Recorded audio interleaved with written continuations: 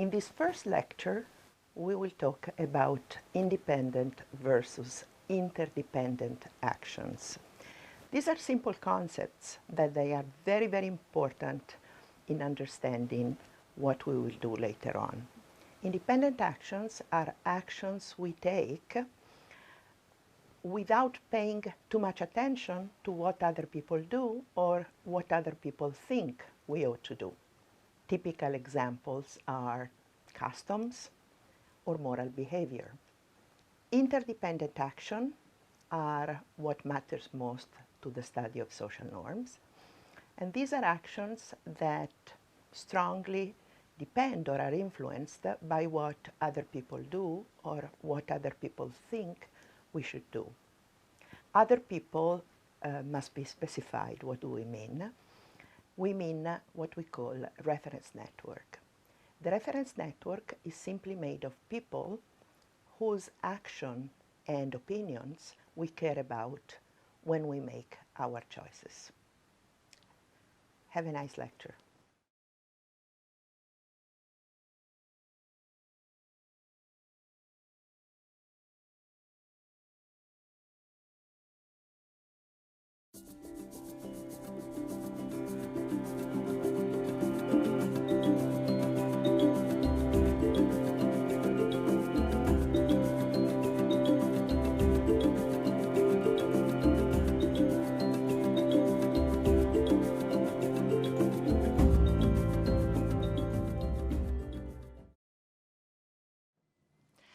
Welcome to the first PEN-UNICEF lecture on social norms. Today, we will talk about independent and interdependent behavior. Let us look at a few simple collective practices we all know about. One is, I use an umbrella when it rains, as you do.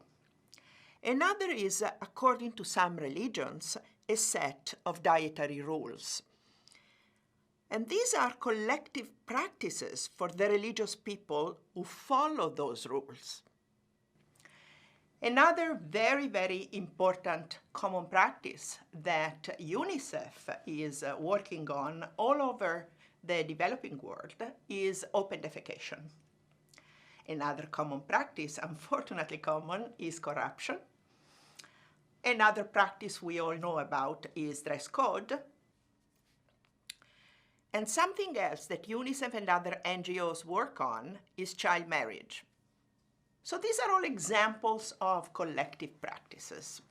The important thing to understand about each of them is what motivates people to act the way they do. Do they care about what other people do?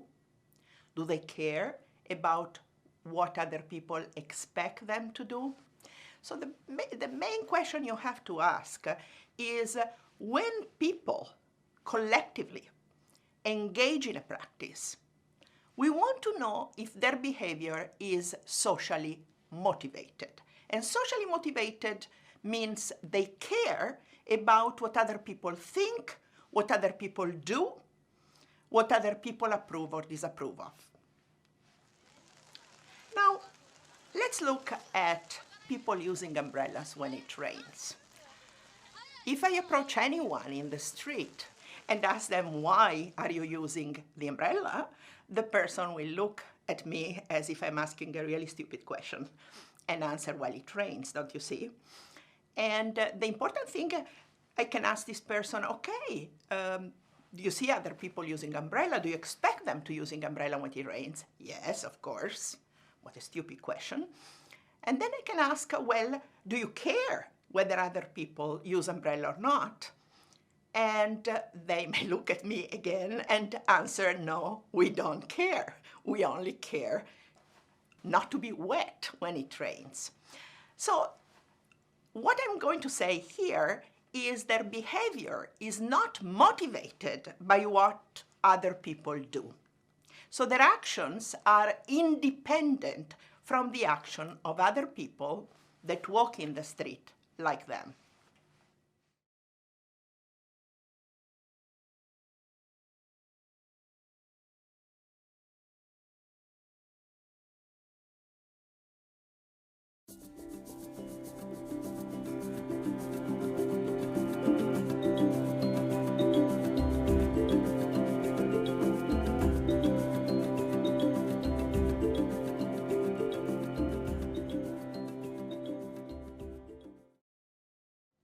Open defecation is another interesting example of a behavior that is largely independent, i.e. people have certain needs, they have certain common mean to satisfy those needs, and basically what they do is to engage in open defecation, but it is not the case, from what we know at least, that they engage in it because they believe everybody does it or they believe they are expected to do it.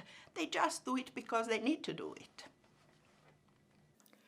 The motivation behind practices as simple as opening an umbrella when it rains or engaging in open defecation are very similar in certain respects. So in both cases, people have some needs. Open defecation is clear what it is, and opening umbrellas too, you don't want to get wet. So we all have similar needs, and so we engage naturally in the same behavior because the mean to satisfy these needs are common. And we behave in those particular ways regardless of what other people do. So in both cases, our behavior are completely independent of what other people do. Now, these are examples of what I call a custom. Let me specify what the custom is. A social custom, social because it's a collective practice, social custom is a habitual pattern of behavior, like opening umbrellas when it rains or open defecation, such that individuals prefer to conform to this behavior. They prefer to behave in that way because it simply meets their needs.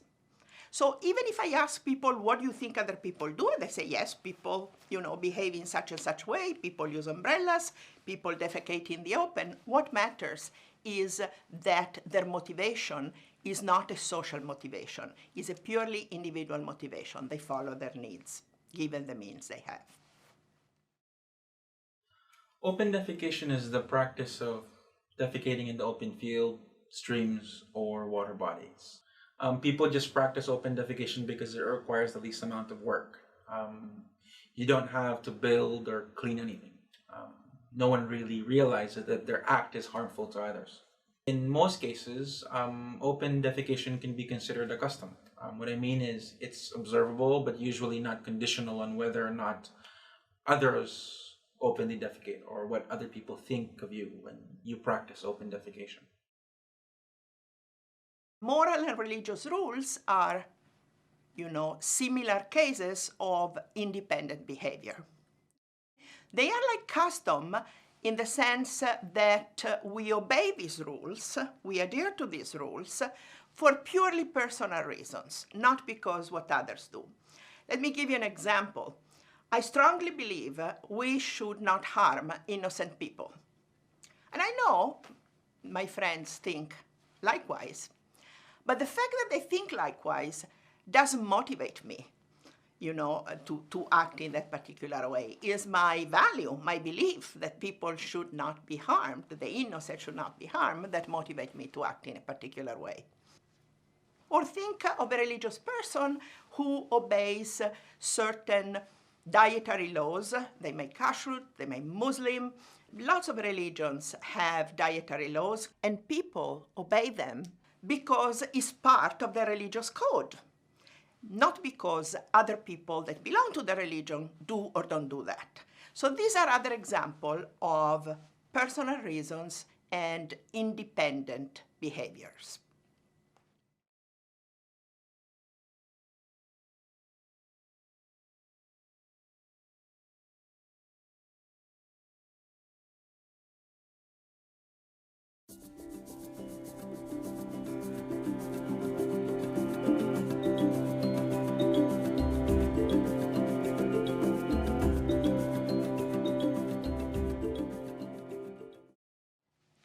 Especially dealing with the issues that UNICEF is dealing with, most of the behavior we are studying, observing, and sort of trying to curb in some occasions are not independent.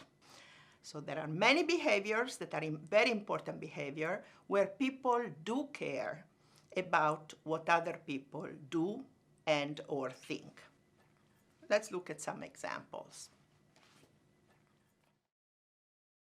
I think we all as human beings who live in a community, I think what our neighbors think about us is very, very important, and certainly it influences the way we behave.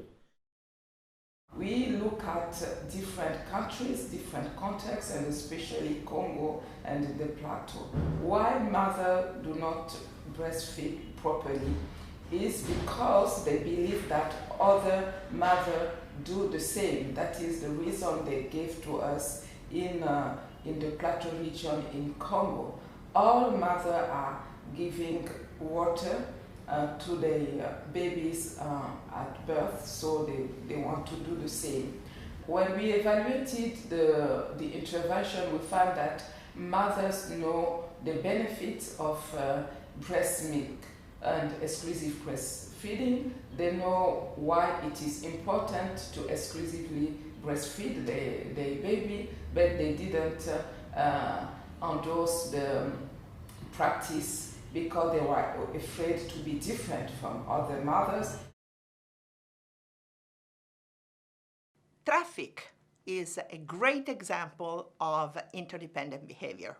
Now the question is, why do we stop at red lights, go at green, pass only when we put some signal, etc., etc.? There are lots of rules that we tend to obey when we are in traffic, when driving a car, a motorcycle, anything. And why we do that? Because we want to coordinate with other drivers. And why do I want to coordinate with other drivers? Well, I don't want to be killed. I don't want to kill, but I want to feel safe. So the action of all drivers, their behaviors are interdependent. So we have left the realm of independent behavior, and now we have an example of very important interdependent behavior. So when I decide to stop at a red light, okay, I decide because I expect other driver that cross in front of me that to go with a green light. I expect them to pass, and I believe that they expect me to stop. So there is a mutual expectation about certain type of behavior. And of course, if this expectation were to change, our behavior would change. So our behavior is really determined by the expectation we have about other drivers and what we think they expect of us. Now, as many of us know, probably younger people don't remember that, but in Sweden, at a certain point, there was a change in traffic laws. They used to drive like in England, on the left side of the road, and they move to the right side of the road. And the government tried to publicize this big change for months. And it was publicized everywhere, on television, newspapers. And you see in the picture, there was some confusion at the very beginning, but then in a day, everything was fine. And it's very interesting because what happened is people have changed their expectation. Now I expect to drive on the right side. I expect people to come and drive towards me on the left side. And I know they expect me to behave in this particular way. And so this is a very interesting example of how what we will see later on is a convention can be changed by centralized agencies that coordinate people's expectation and actions.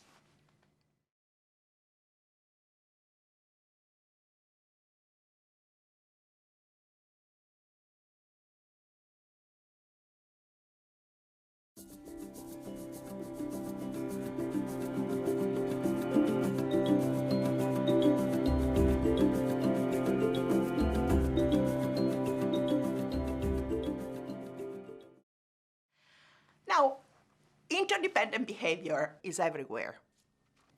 Think of a restaurant. You enter a restaurant. What do you expect? Well, in America, you expect to be seated. And what does a waiter expect? Well, the waiter expects a certain behavior on the part of a patron. The waiter expects to be treated kindly. The waiter expects a tip between 15 and 20%. I, the patron, expect a certain behavior on the part of the people in the restaurants, and the waiter in particular, and waiters expect me to behave in a very specific way. So in this sense, this is a great example of interdependence. And many behaviors are interdependent, I repeat, because we are motivated to act one way or another based on our expectation of other people's action or beliefs. Now, talking of expectation, I talk a lot about expectation. There are different kinds of expectations that matter. One is the expectation about what other people do. So for example, I go to a restaurant, what other patrons do.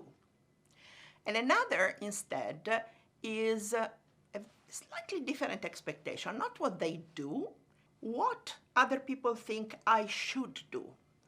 So I'm sure that in any restaurant, people expect to give a tip. So there are different types of expectations that interact to determine our behavior. I will explore the role of expectation and their nature later on.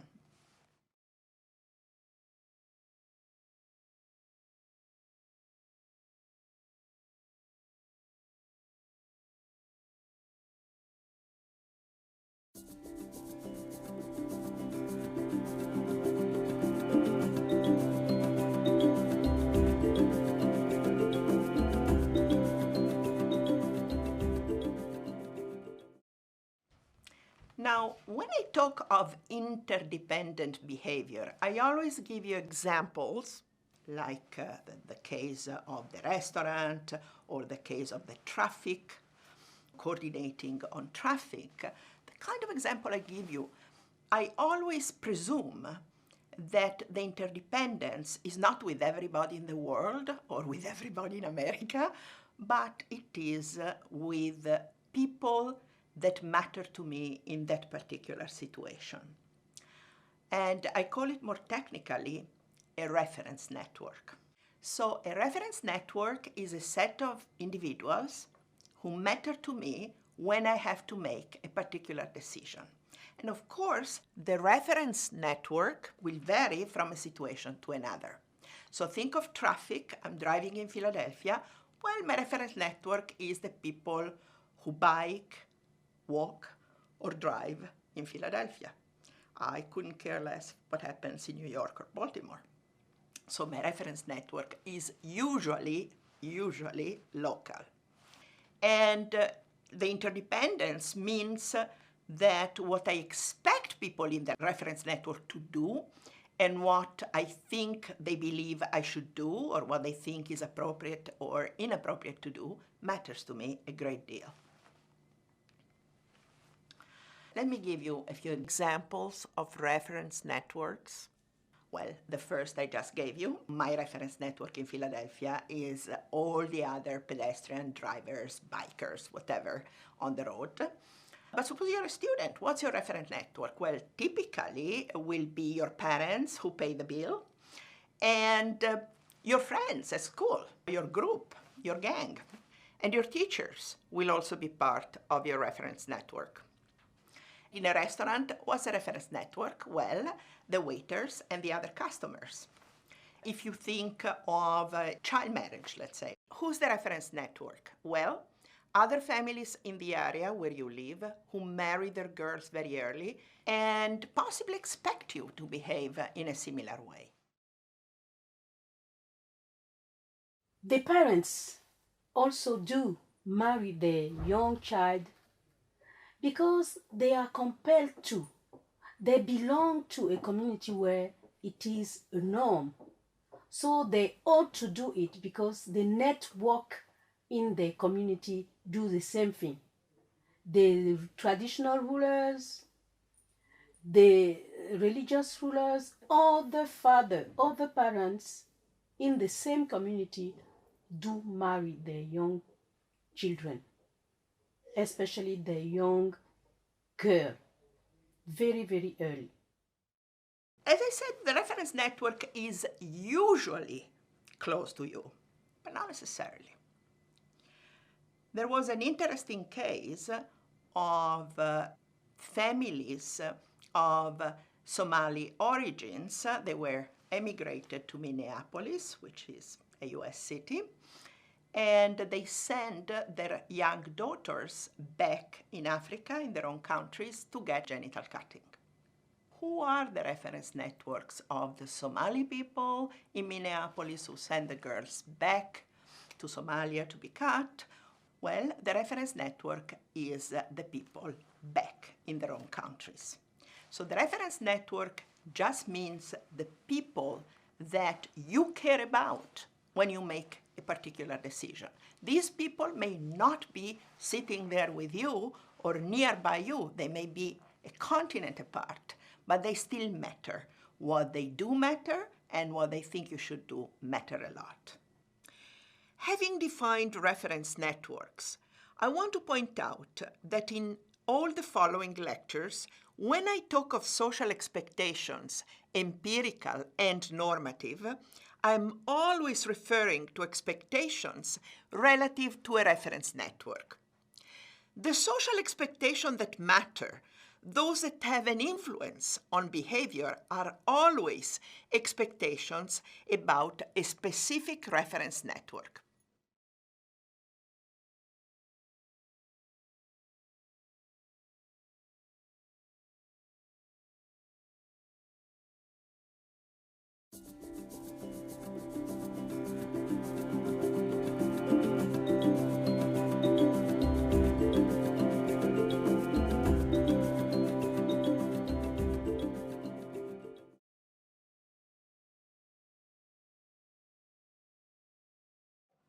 Another important thing to realize is that not everybody in a reference network is equally important.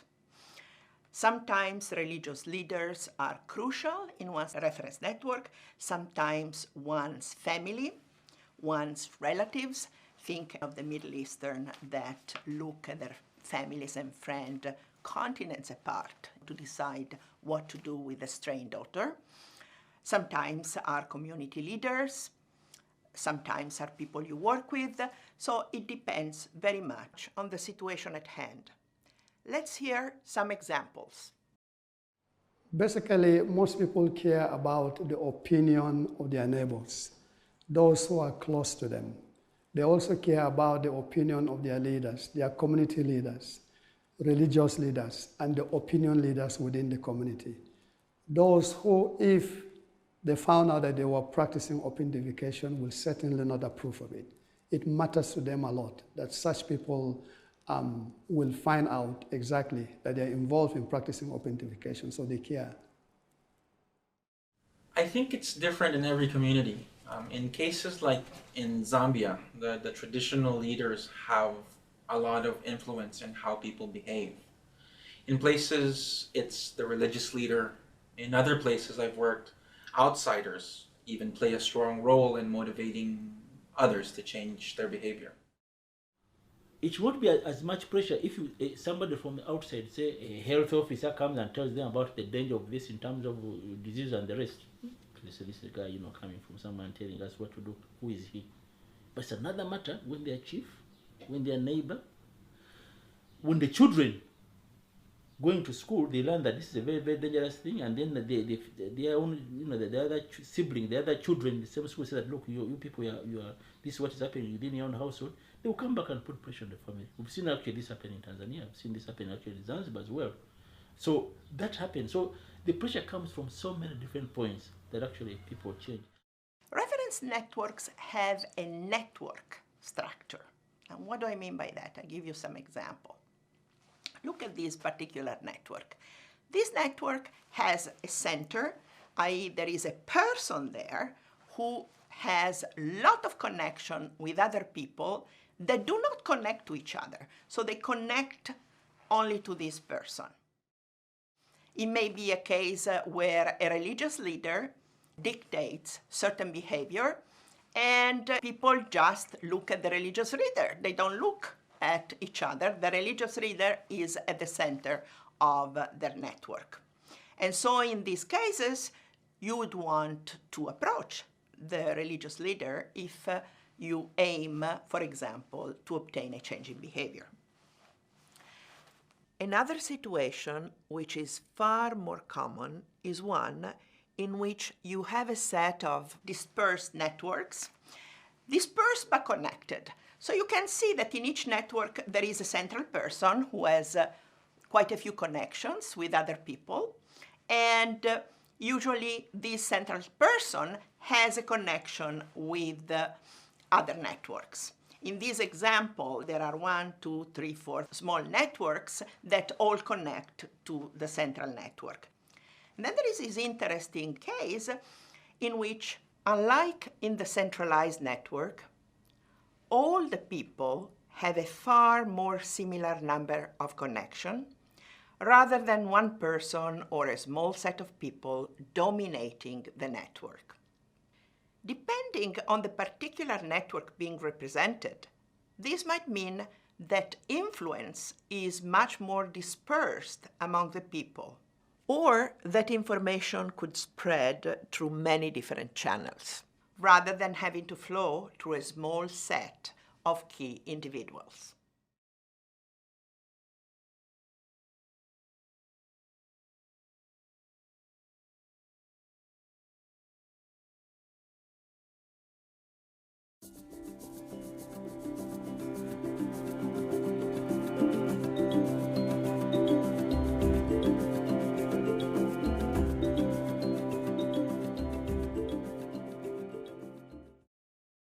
In our first lecture, we talked about interdependent action. By this we meant actions that depend on our expectations of what other people do, or expectations about what other people think should be done. In this lecture, we will talk about empirical expectation, that is, expectations we have about what other people do. Empirical expectations can be unidirectional, unilateral, as when we imitate successful people. They can be multilateral, as when we want to coordinate with other people. For example, think of traffic or think of language. These expectations, I repeat, are just expectations about the behavior of people that matter to us in the context of the decision or action we want to take. That is, they are expectations about the actions of our reference network. Have a good lecture.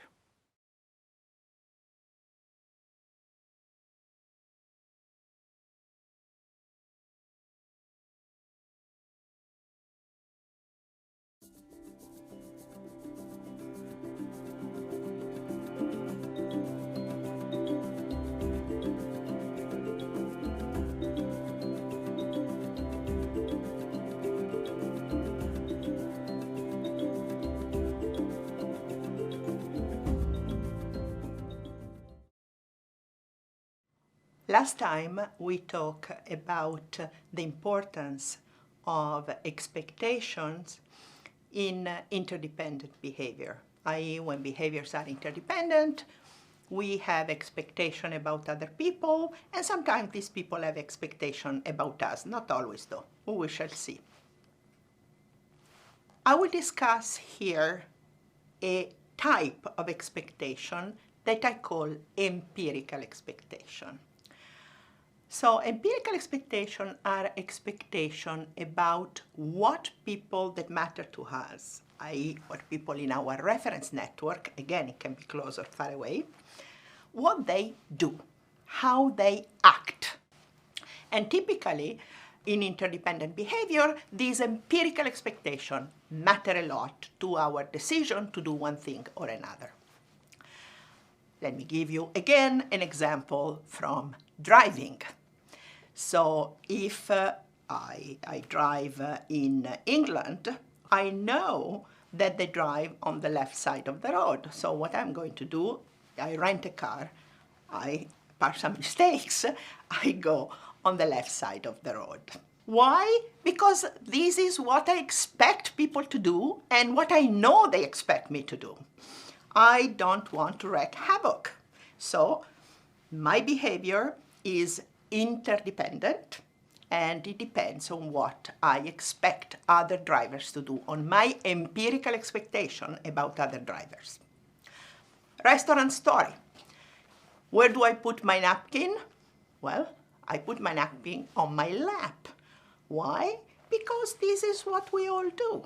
So there are lots of daily occurrences in which what we do is based on what we expect other people to do. And let's look at some examples of that. People are influenced by the actions of their neighbors and actions of the extended family. I mean, in Sudan, it's a close-knit family. Family is very strong. The extended family is very, very strong. And within communities, neighborhoods, people are influenced by what neighbors, they see neighbors do. They model what people do because everybody wants to be accepted. No, a colleague was sharing a story, and I'm not from Sudan, but I'm learning to be Sudanese. A colleague was telling me that about 25 years ago, the people of Darfur were not practicing FGC, but increasingly they are picking up the practice due to interaction with other tribes, due to conflict, movements of people. So yes, people copy what their neighbors do. This community accept to marry the girl child because they see that other women in the same community do marry the girl child very early. Even if she knows that it is not a good thing for the child, she does it.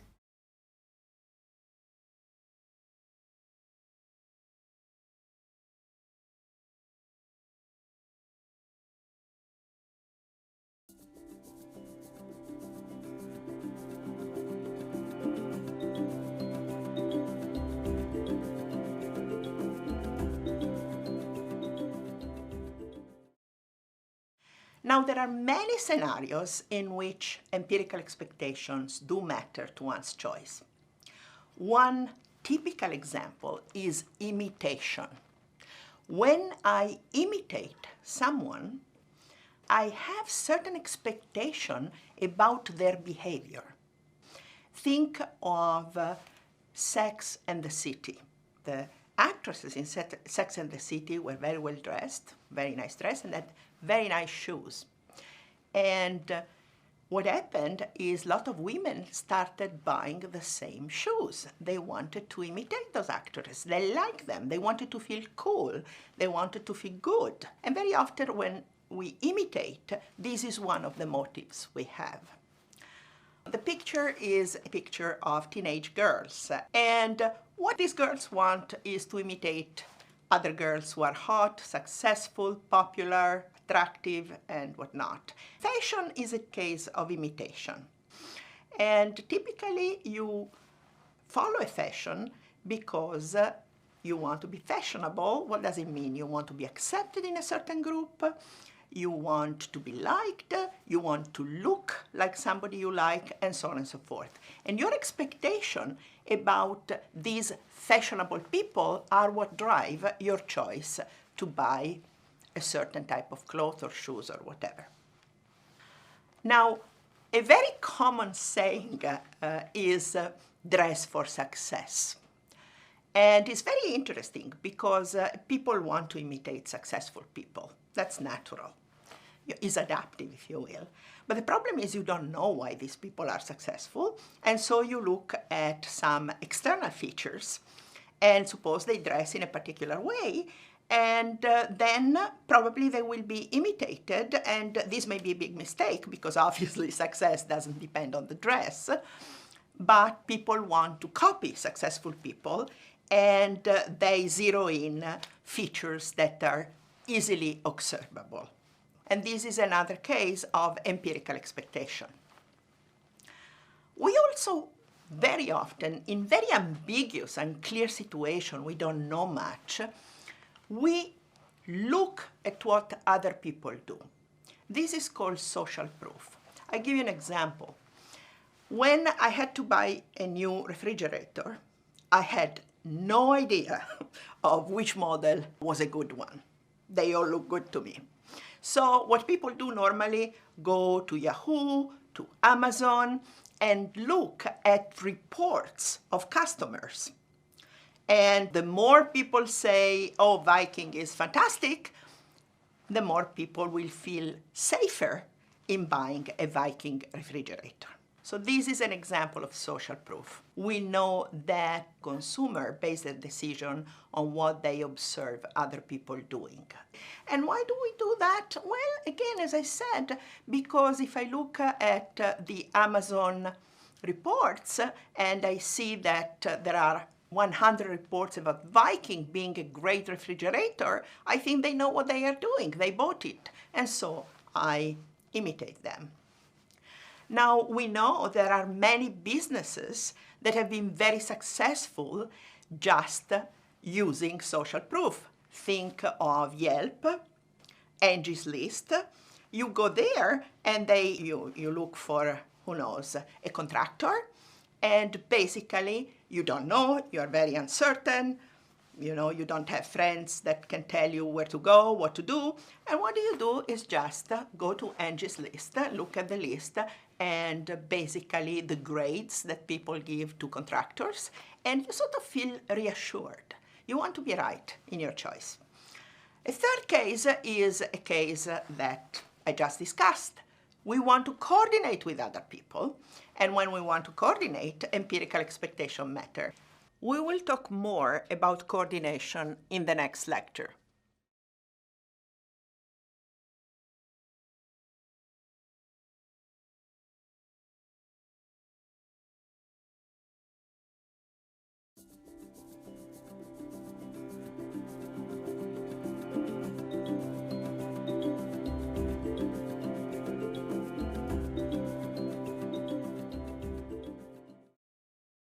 Many empirical expectations are unilateral.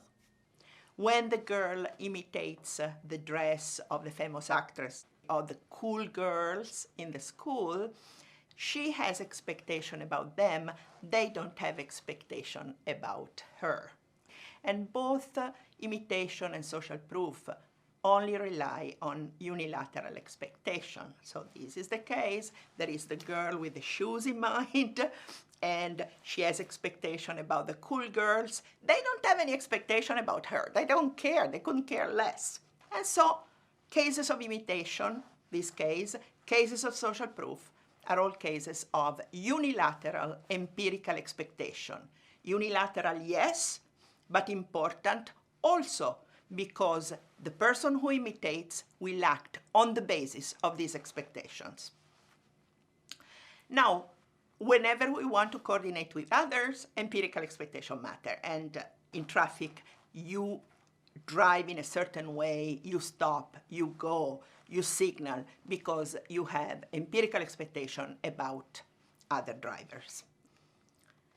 And there is a famous biblical story that talks about coordination and expectation, is the Tower of Babel story. These people were trying to build the tallest possible tower they could. It would go up to the sky, and apparently God wasn't that happy about that.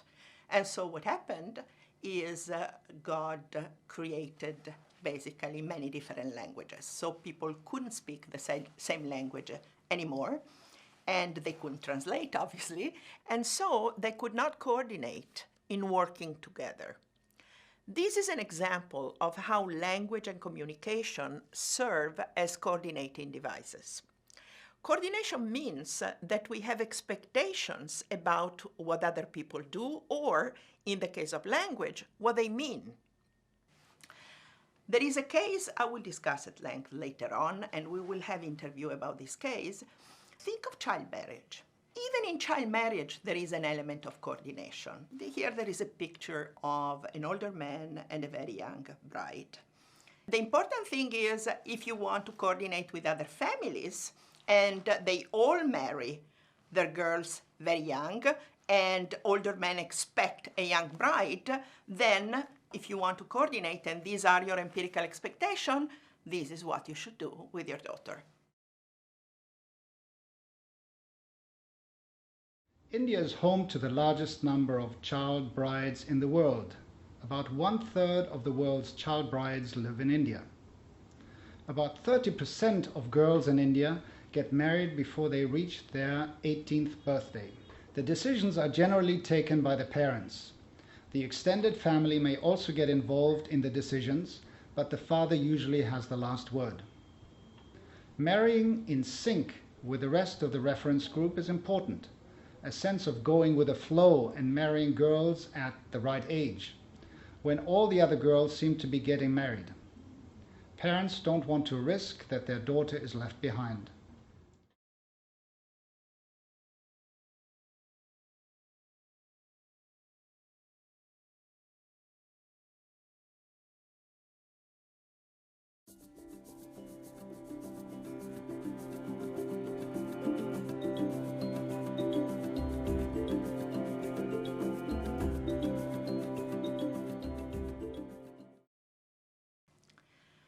Now, when I talk of imitation, social proof, I say empirical expectations are important, but they are unilateral. There is only one direction, from me to the other people.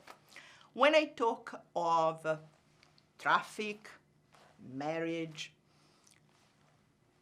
system of signals, expectations are not unilateral. They go in both directions. They are multilateral.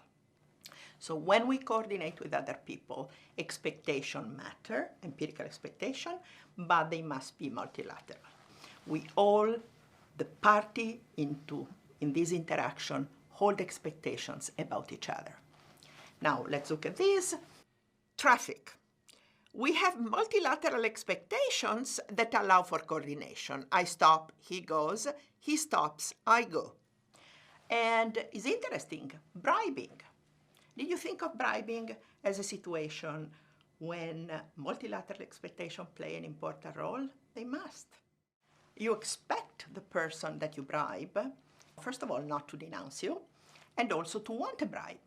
This guy or this woman wants a bribe. So you have an expectation, and they want a bribe in exchange for something that you want.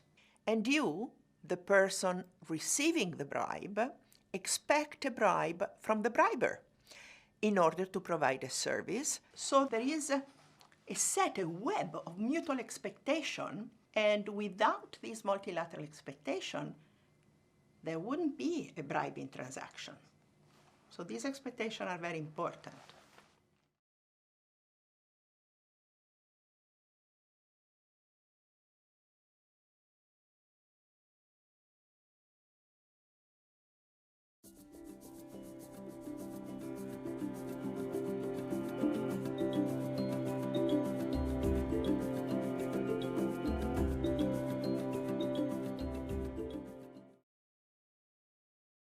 The moment has come to define a very important social construct, descriptive norm. What is a descriptive norm? A descriptive norm is a pattern of behavior that we prefer to engage in because we have empirical expectation, because we believe that others follow the same pattern.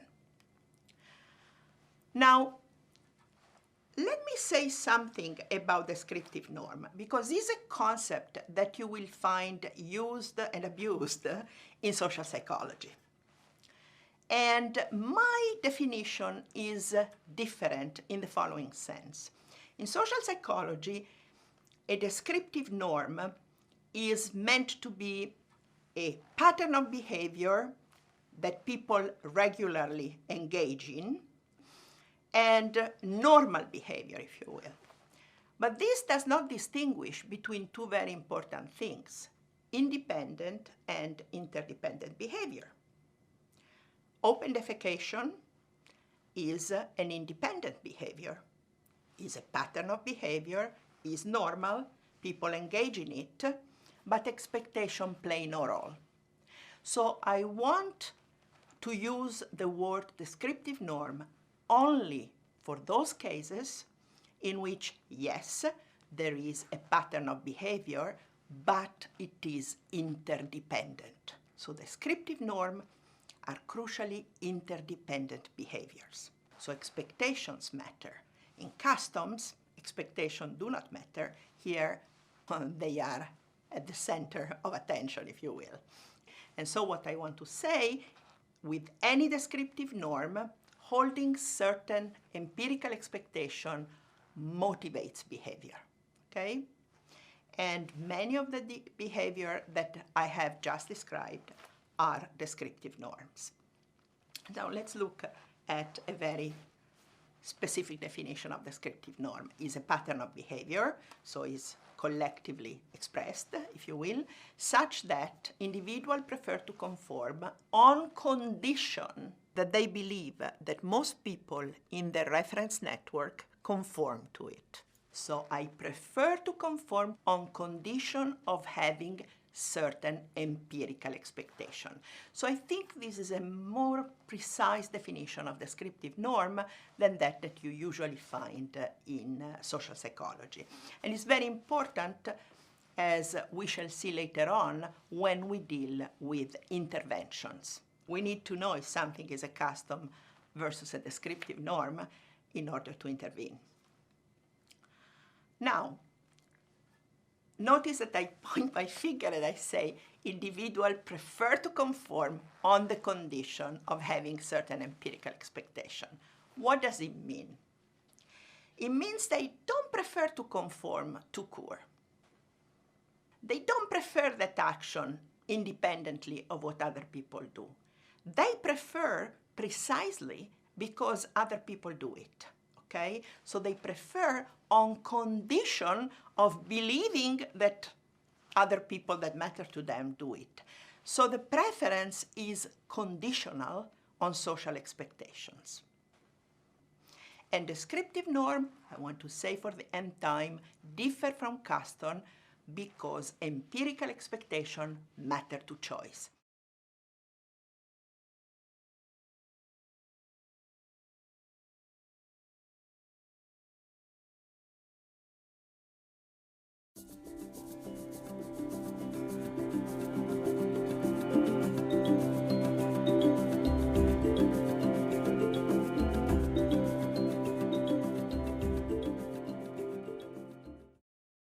In Lecture 1, we talked about interdependent actions, that is, action that depend on our expectations, our beliefs about what other people in our reference network do or what they think we should do. In Lecture 2, we talked about empirical expectation, that is, expectations about what other people do. And in this lecture, we will talk about normative expectation, that is, expectations about what other people think we should do. It is very important to realize 2 points. One, that normative expectations often are accompanied by sanctions.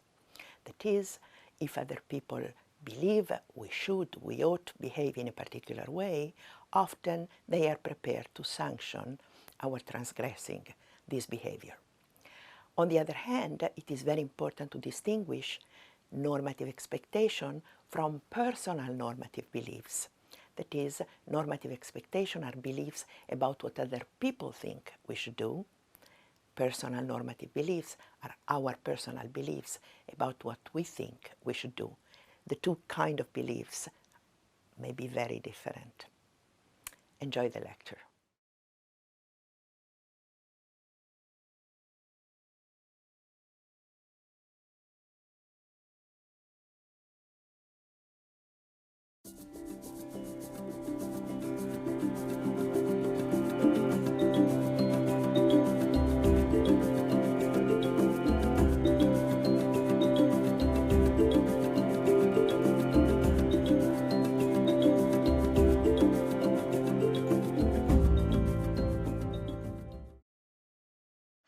In this lecture, we still talk about expectation, but this time we will not look at empirical expectation, i.e. expectations about what other people do or are going to do, but we will talk about normative expectation. I'm going to give you some example immediately.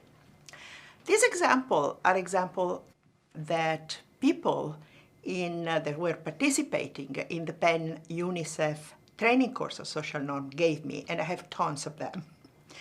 One is the following. In Sierra Leone, new mothers believe that their mother-in-law think they should avoid giving colostrum, first milk, to a newborn.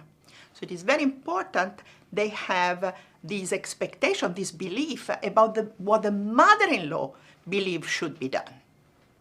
In a Pakistani village, families believe that other families think they should marry off their girl, their child, immediately after puberty. And this is not an empirical expectation. There is something else here. We are entering the world of normative expectations. What are normative expectations? People in a Pakistani village have normative expectations about what other villagers think they all should do. And the Sierra Leone mothers new mothers have normative expectation about what their mother-in-law think they should do, they ought to do. So these are not their own beliefs about what they themselves should do. These are beliefs about what other people think they should do. So they are second-order belief about what we expect people in our reference network to think we should do. So when we hear sentences like, I believe most people think we ought to do, this is a second-order belief and is normative, that is ought. This is a normative expectation. Or you may say, I believe that most people think the right thing to do is, again, I believe that other people believe that. Is a second-order belief, and the right thing to do is normative. If they were to cut their daughters, I think most parents expect that the social structure, social system in which they live will honor them, because it's about family honor, it's about acceptance. So it's also about earning the respect of the community. A girl who has not been cut can marry. It's not like the other communities, for example, maybe in Sierra Leone, where they will insist that a girl who is not cut cannot be married. Here you can marry, but it's just the fear of the family that if they don't cut you, then you are seen by the community as a loose girl.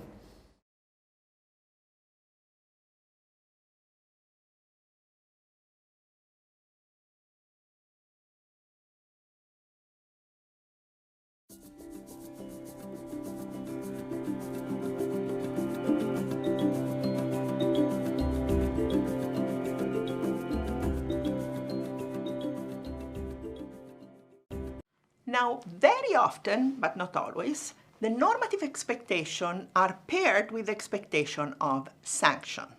So, for example, a Pakistani family may think our neighbor will ostracize us, will be very critical of us if we do not marry off our daughter as soon as she reaches puberty. Or I may say, I believe my peers will really admire me if I offer a lot of money to a particular charity. In both cases, there is a sanction. In one case is negative, in the other is positive, and very often normative expectations are accompanied by an expectation of a positive or a negative sanction.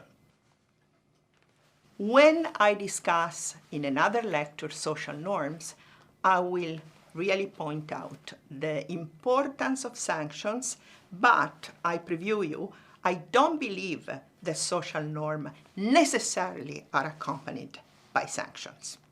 Let's listen to some interviews about what are the consequences of not doing what you're expected to do. In the past, people thought that a good parent should cut the daughter. With awareness, over the last couple of years, things are changing.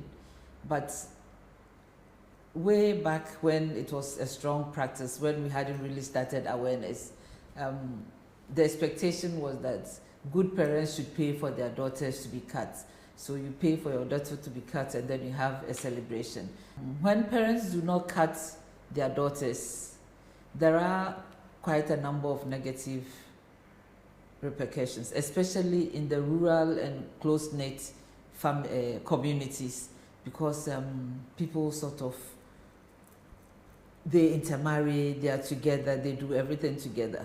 So what would happen is that the family might be ostracized, the girl will be bullied, they would use her uncut status to insult the family is disrespected. In my region, in the context of Tanzania, child marriage is a serious problem. So far, many children are losing opportunities to develop their potential because of child marriage. If people have to wait until to marry their daughters later, it all depends on the context of that decision. But if it's an individual member within that community, then that person will face sanctions because he'll be seen as contradicting the community traditions, and therefore maybe the children of that family will not be seen as fit for marriage. So the repercussion will be both to the father or the parents because they are not supporting that kind of practice, and also the children will be seen as unfit to be good wives.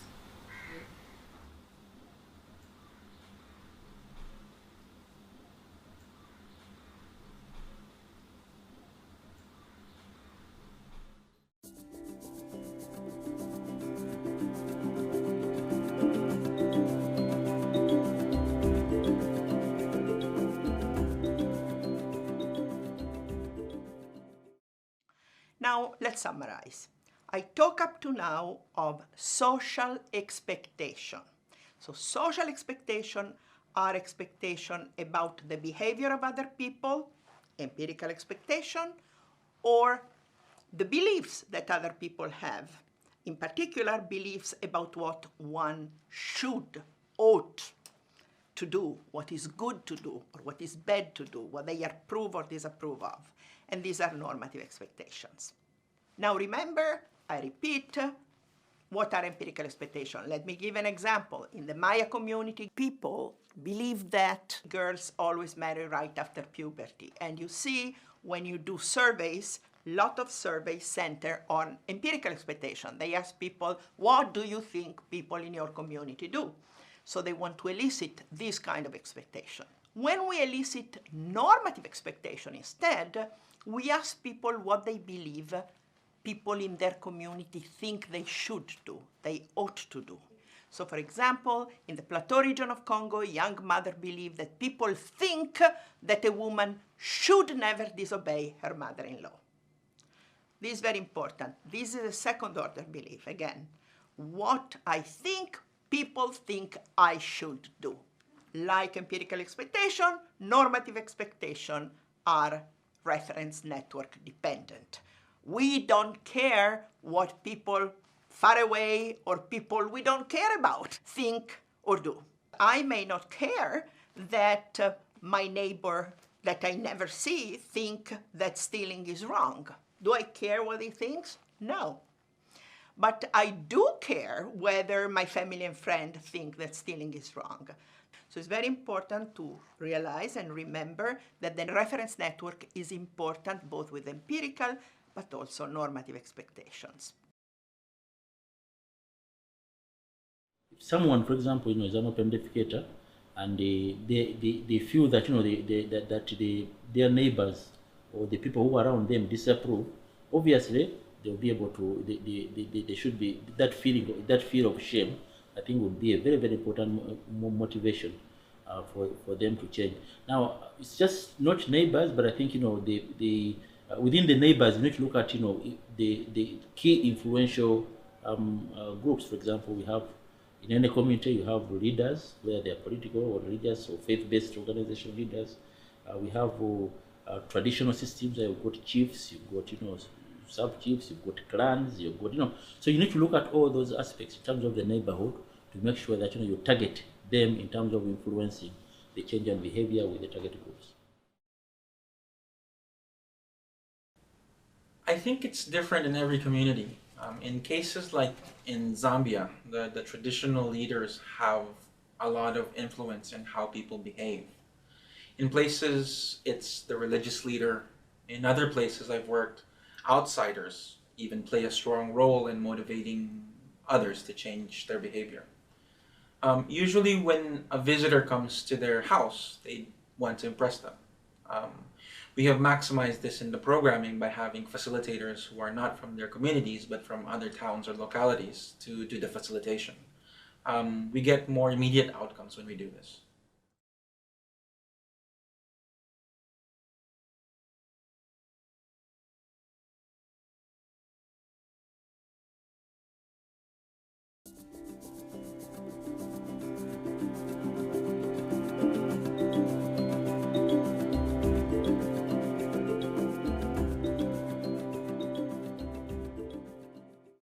Mind that normative expectations are not always present, or if present, may not matter much to one's decision.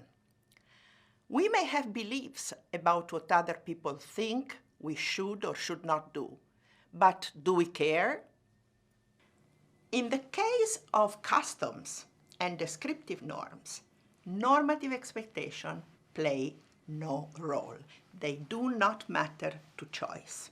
Often, we can list several potential reasons why we do behave in specific ways. However, not all of them are motivating our behavior. And this is very interesting because a lot of people say people don't violate traffic rules because they would feel guilty if they did that. And they might. But I think the ultimate guide to our behavior when we drive is the fact that we have multilateral empirical expectation. We don't want to have an accident. So sometimes we may have also other motives for doing one thing or another, but it's very important to realize that the main reason why people do certain things, for example, obey traffic laws, may not be the legal punishment, may not be the fact that they feel guilty doing something wrong, but simply the fact that they want to coordinate with other people and drive safely and not have an accident. Think about what would happen if there were no traffic laws. Would you still be able to drive safely? Well, yes, if all drivers have expectations about other drivers' behavior and they're respecting traffic signs and signals. To conclude, we should pay attention to the array of possible motives we have for performing an action and be very careful to measure their respective influence on behavior. Let me now introduce what I call personal normative beliefs because they differ from normative expectation and they may often play an important role in decision making.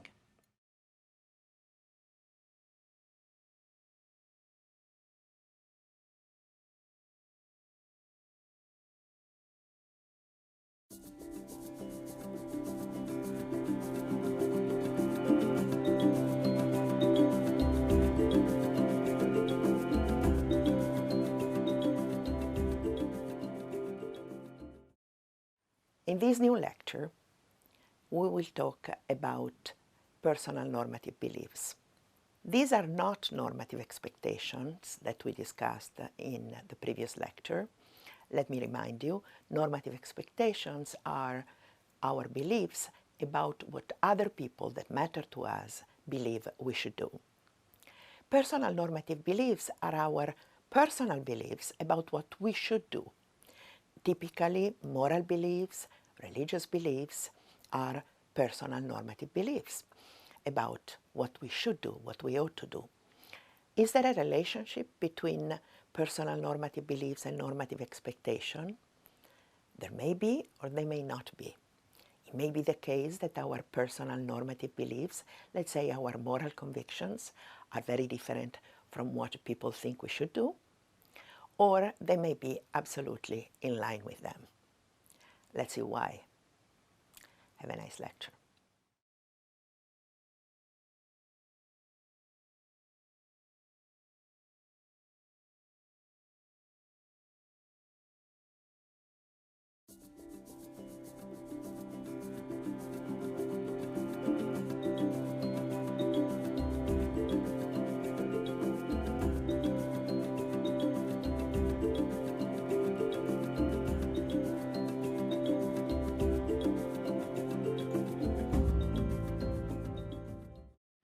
We have looked at expectation, empirical expectation, what I believe other people do, and normative expectation. These are beliefs about what other people think they should do. There is another type of belief, we all know about them, and I call them personal normative beliefs. And these are not beliefs about what other people think I should do, but are beliefs about what I think I should do, or what I think people in general should do. So let's look at some example. Somebody who tells you, I believe that one should marry off one daughter young in order to make her happy, has a personal normative belief. There is a should marry her daughter, and there is a reason in order to make her happy. So it's like a good father, a good mother do that. I believe that one should always be fair when dealing with others, is a personal normative belief. Though I believe that everybody should behave like that, is still my personal belief. I believe one should obey one mother-in-law. Young mothers in Sierra Leone typically have this belief, and this is their personal belief. I believe that one should be loyal to one's friend is my personal belief. There is a should. It is normative, but is what I personally believe. This belief is my evaluation of what I think people should do, myself, but also other people. A woman who says, I believe that a woman should obey her mother-in-law, she's expressing her personal normative belief. Even if she believes that everybody believes that, she still believes that. It's her own belief. My belief is I ought to help those who help me, if you ask me. And this is, again, a personal normative belief. Personal is my own belief, and normative, there is a note, a should there. Honor is very important in India, and families do everything they can to protect a girl's honor. This leads to severe restrictions in a girl's freedom of movement, access to information, and to means of communication, such as mobile phones. Where parents are too poor to protect their daughter from unwanted attention, child marriage may be seen as the only option. Purity and chastity are important values in India. The focus is on the family's reputation. Honor and family reputation are extremely important, and the conduct of a daughter is fundamental to preserve a family's honor.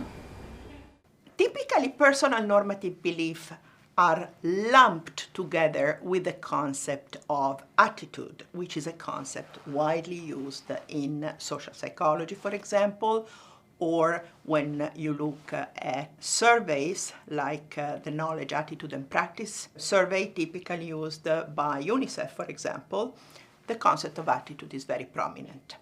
And what is an attitude? It's an evaluative disposition towards a behavior, a person, an object. For example, we'll say I like, dislike X. It means I have a pro or con attitude towards X. Or I believe one should not do X.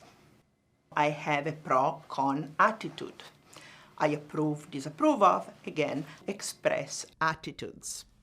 So the concept of attitude is wide. It includes many different things.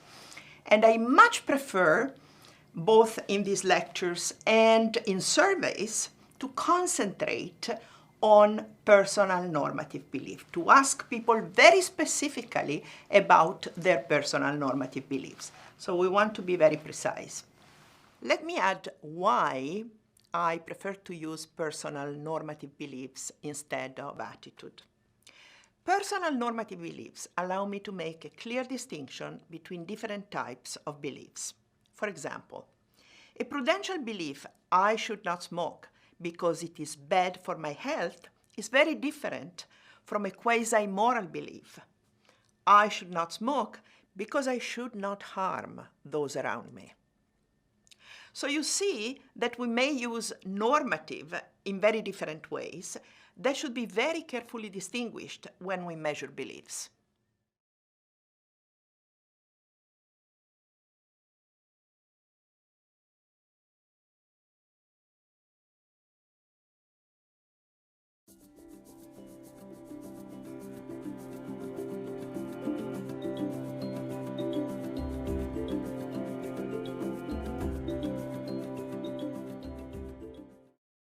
I want to warn you, often people, when I teach in class, make a confusion between normative expectation and personal normative beliefs, and they are two different things. Let me give you an example. I believe I ought to marry off my daughter as soon as possible is the personal normative belief, let's say, of a father in Pakistan. Normative expectation. The father also tells me, I believe my fellow villagers think that I ought to marry off my daughter as soon as possible. So the first is an ought related to what this person thinks he ought to do. The second is an ought related to what other people think he ought to do. And personal normative belief may be different from normative expectations. Now, very often they overlap.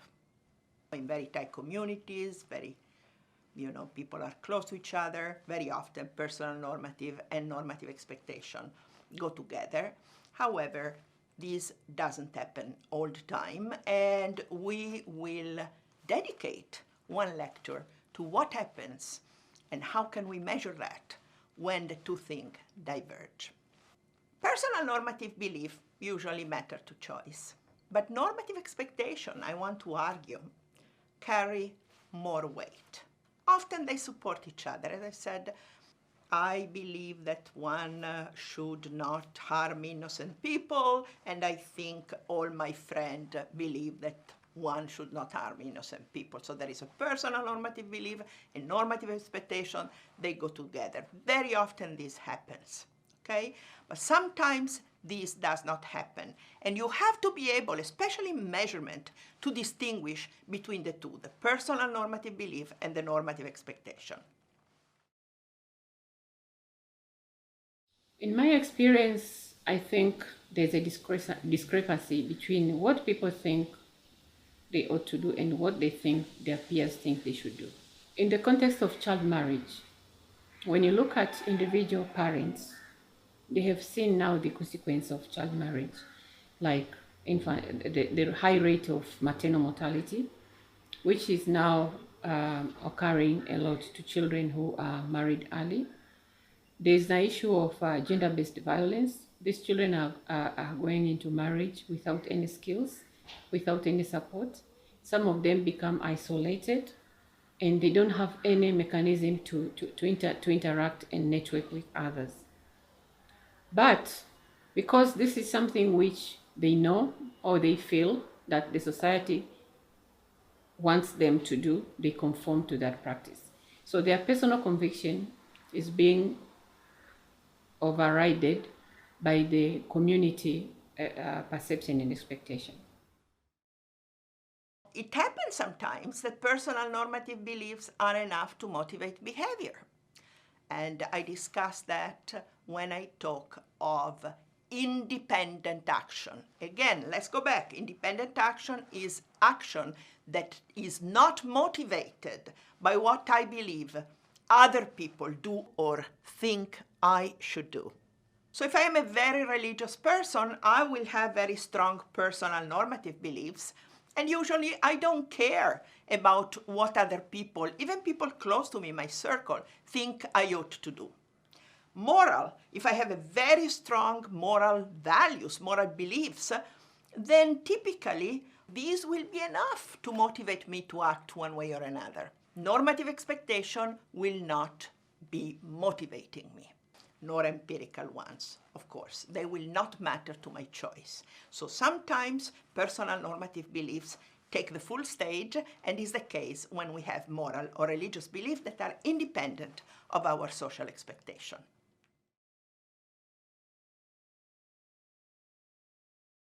With awareness, with exposure to media, with interaction, in urban communities, the personal convictions of parents, of families, of households are important in deciding whether a girl should be cut. If a family decides that we don't want to cut our daughter, they are not going to cut their daughter because, you know, it's more an individualistic kind of living. Families live in small family groups.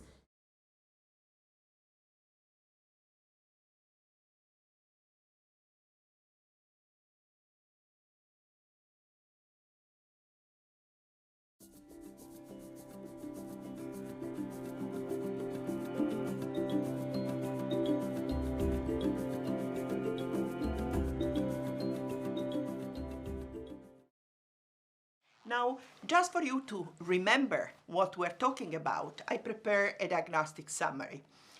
On the top line, I list possible beliefs that one may have. There are beliefs about oneself, there are beliefs about others, and there are even second-order beliefs that are my belief about what others believe. And I divide all these beliefs into empirical and normative.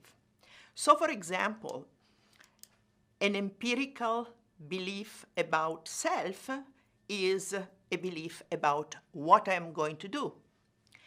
An empirical belief about others is my belief about what others are doing or are going to do, is what I call empirical expectation. A second-order empirical expectation is my belief about what others believe other people do. If we go down to the normative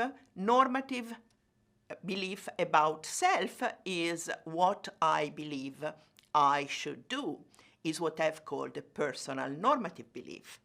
But of course, we also have beliefs about others. And this is also part of my personal normative beliefs when I say I believe others should do such and such thing. And at the very end, there is a second order normative beliefs, which we call, you should remember now, normative expectation, which is my belief about what other people believe I or other people should do.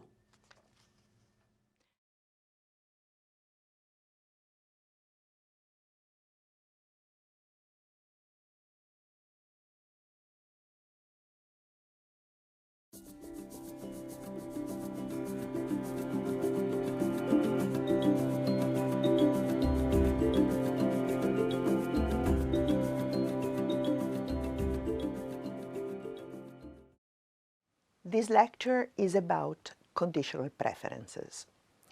Remember that when we talked about interdependent action, we meant actions that depend on our beliefs about what other people do and or our beliefs about what other people think we should do.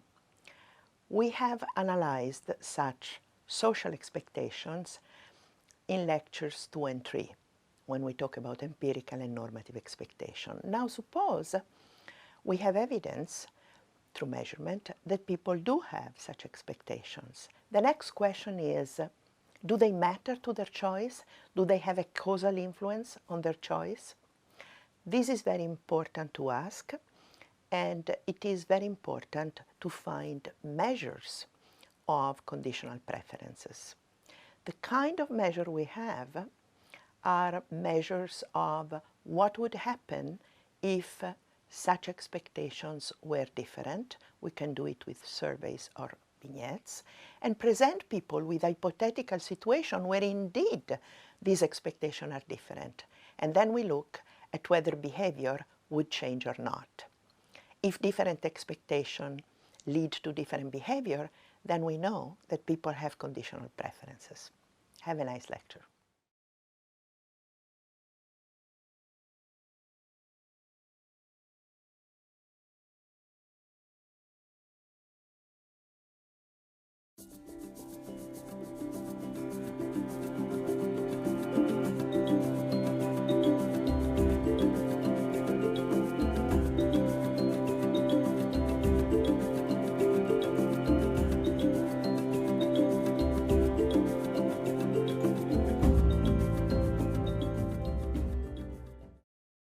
Today we talk of preference, and in particular conditional preferences.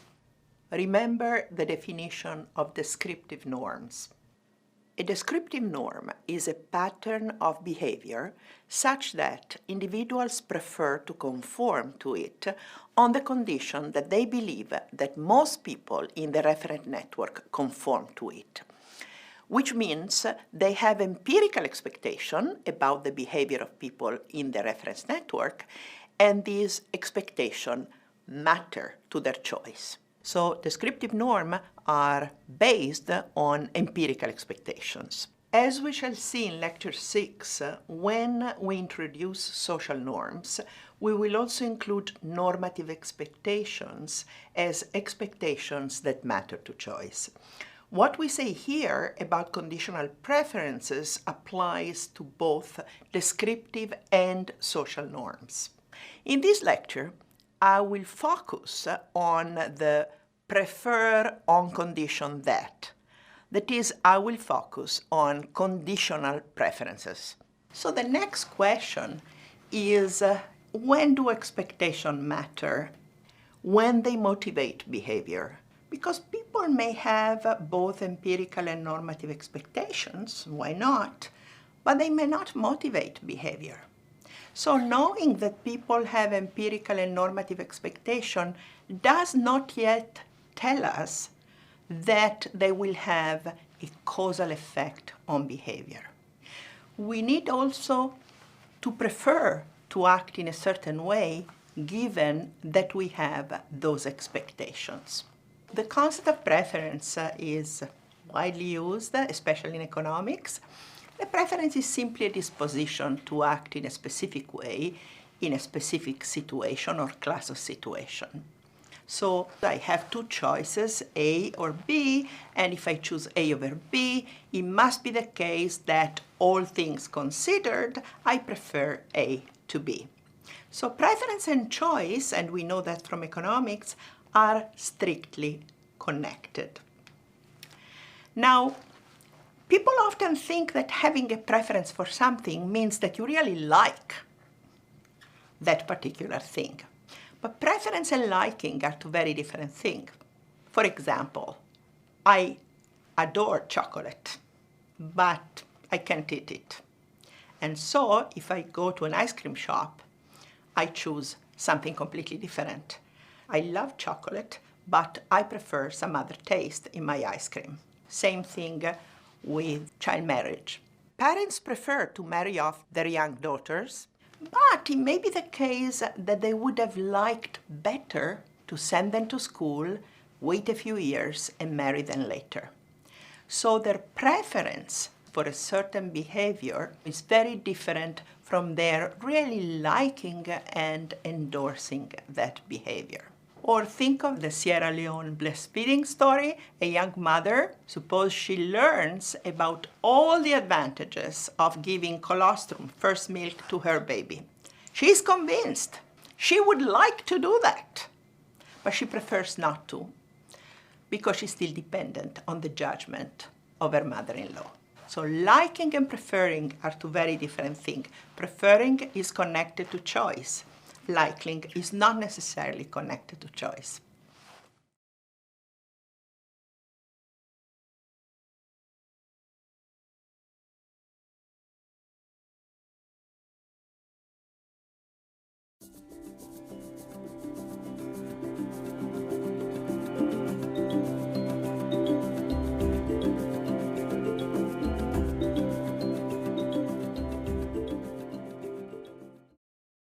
Preferences may be completely unconditional, in the sense that my preference is not influenced by what other people believe, do, or endorse.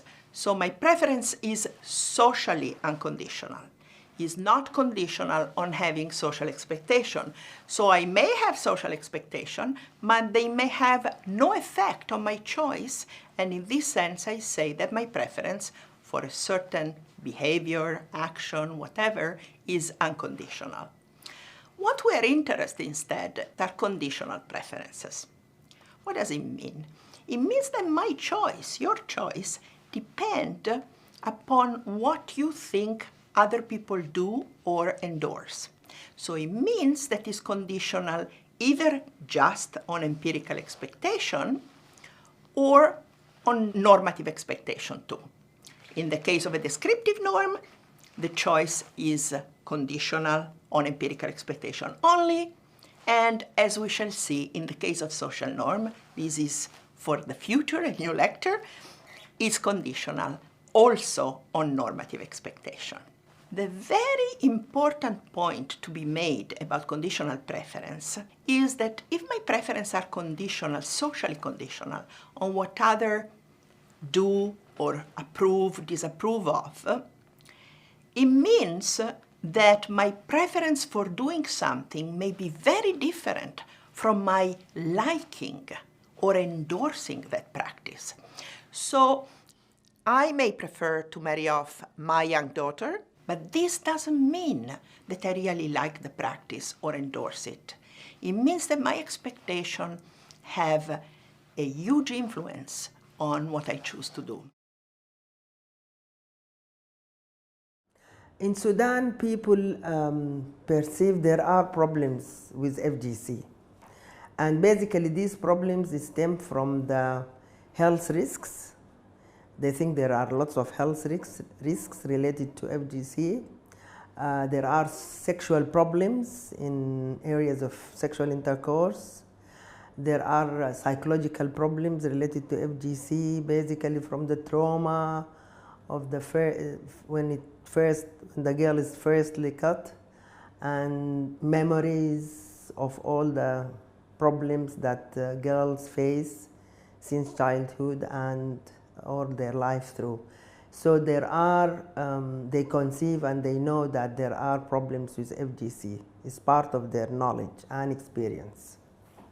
Some of the common reasons why people, despite of the knowledge about the problems facing FGC, why they cut their daughters and why they continue cutting in many parts of Sudan, is that they link the practice itself with a belief that this is a good scenario for the girls, that majority of them believe that girls will be safe, they will be accepted in the community, they will not face problems of shame, they will not face problems of marriageability. In the case of Sri Lanka, generally the mother, the father, grandmother, everybody would generally like the child to study, continue education. Like, you know, the literature rate in Sri Lanka is 98-97%. There's no difference between girl and boy. So the focus is actually on education. However, they believe that it is worse to have sex. Like, you know, if you have sex or if you have a sexual relationship, then you have to marry. So that is the driving force in Sri Lanka for child marriage.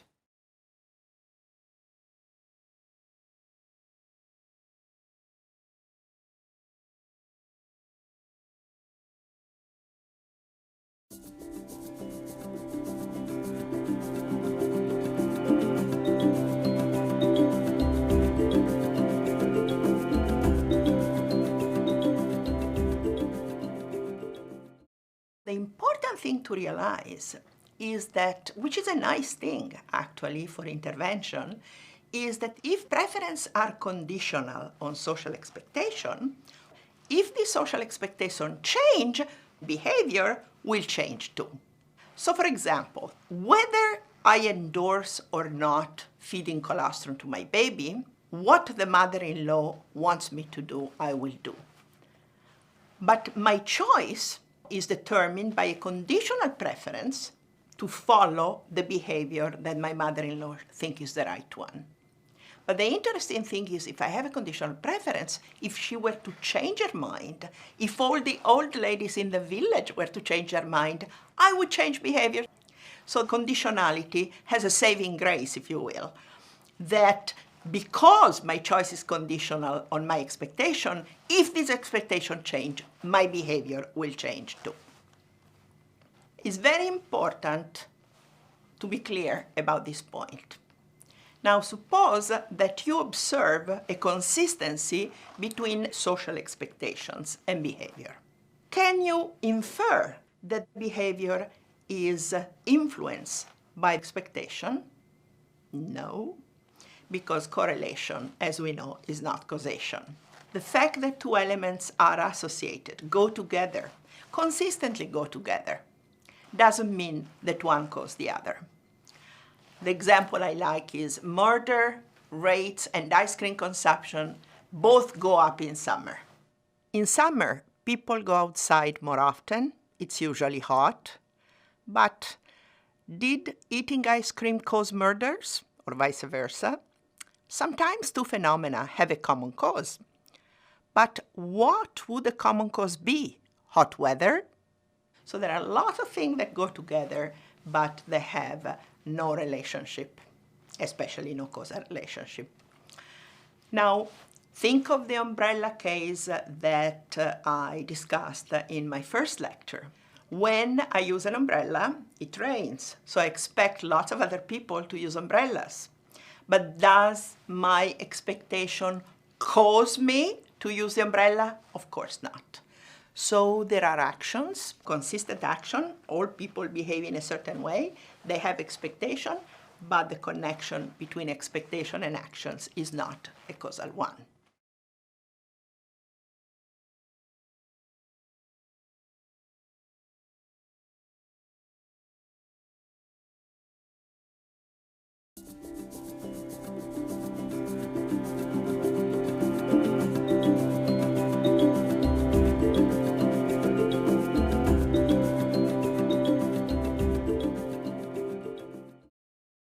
Let us ask the more general question, what influences behavior?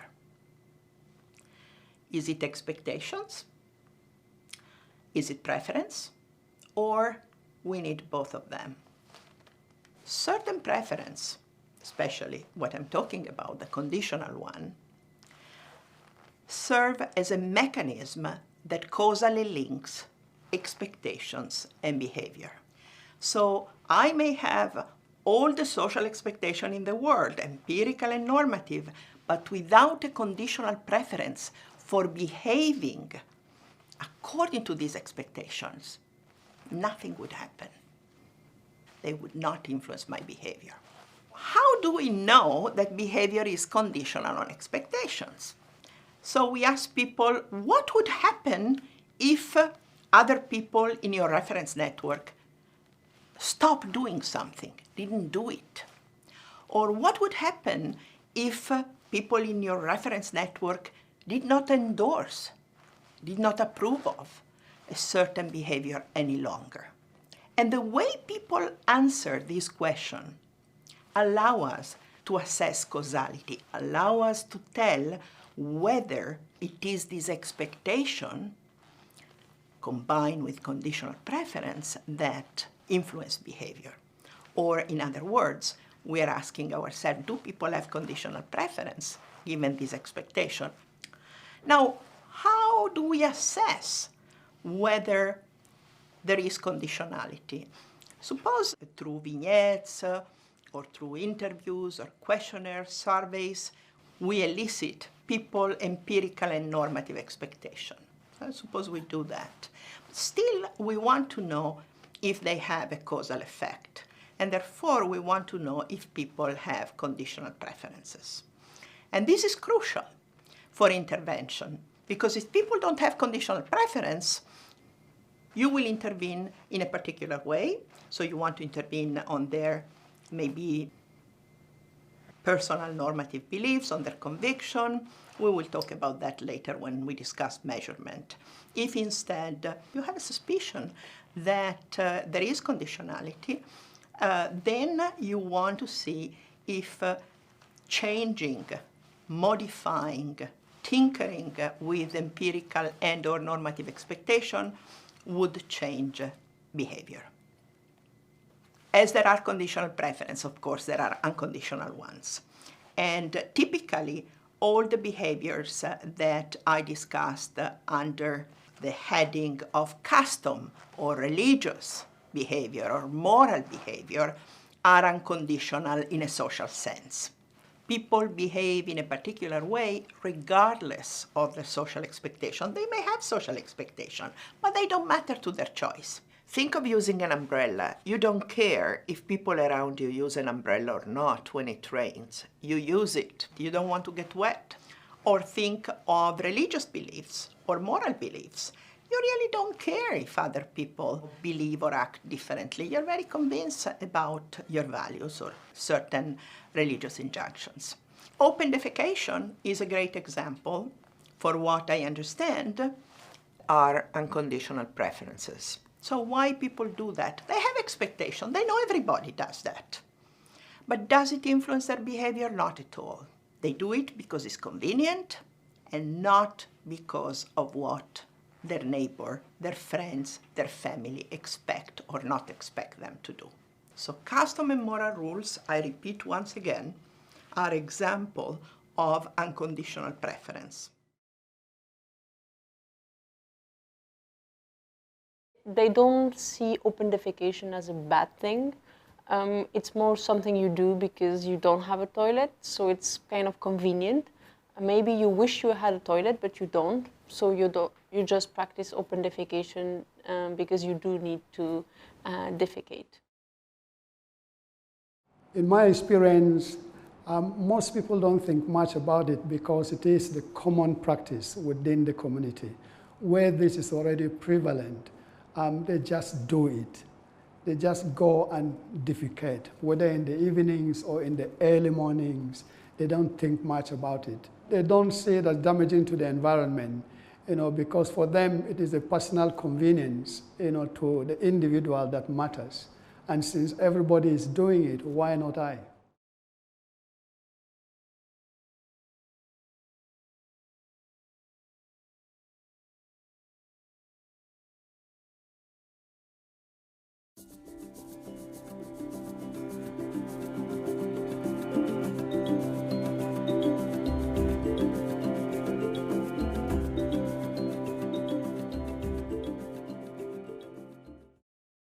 In this lecture, we define social norms. This definition is based on concepts that we have discussed in previous lectures. Let me summarize very briefly. A social norm is a rule of behavior such that people have a conditional preference for following it. Conditional on what? On their empirical expectations, that is, on their expectation that most people in the reference network follow the rule, and on their normative expectation, that is, their beliefs that people in the reference network think they should obey the rule, they should follow the rule. So keep in mind, these are the three crucial elements that define a social norm: empirical and normative expectations, and conditional preference for following the norm or the rule based on them. Have a good lecture.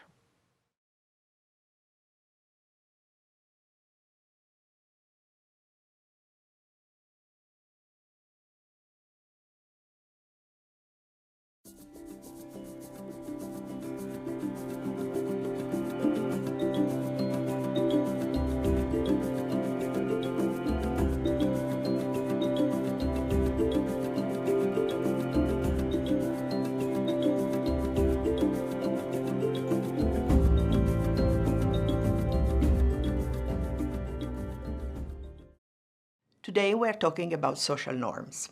The concept of social norm brings together various concepts we have studied up to now: interdependent decision, expectation, both empirical and normative, and conditional preference. Now let's look at an example. Here you see people waiting in line to buy a ticket for a movie or a theater piece that's obviously very popular. Now, what goes on in the mind of these people? Of course, somebody would like to cut in line, but the problem is when you have this temptation, you also think, oh, wait a moment, what other people will think of me? How they will react? What do people normally do? And we know that, at least in the US, people don't cut in line. And if they do cut in line, people get mad at them. Why? Because they have an expectation, a normative expectation, that you shouldn't do that. People have been waiting in line patiently. You shouldn't pass in front of them. There are both empirical and normative expectations here. People normally don't cut in line, and there is a normative expectation that says that others disapprove of people cutting in line. So people stick to their place in the line. If I don't cut in line, it usually means I have the empirical and normative expectation in place, and I have a conditional preference, remember the concept, based on this expectation. So I prefer not to cut in line, even if I wish I could do that, because I have the right kind of expectations. Now, this gives us an idea of what a social norm is. And this, what you're going to see now, is a very skeletal definition. So social norm is typically a rule of behavior. It tells you how to behave in a large class of situations, usually, such that people prefer to conform to these rules on two conditions. The first is most people in the reference network conform to it, empirical expectation. Let me say in the line story, the reference network is all the people who are in line at that very moment. And the second is the normative expectation. Most people in the reference network believe that people ought to conform to the rule. They shouldn't cut in line. So we have the three elements together. We have the empirical expectation, we have the normative expectation, and we have the conditional preference.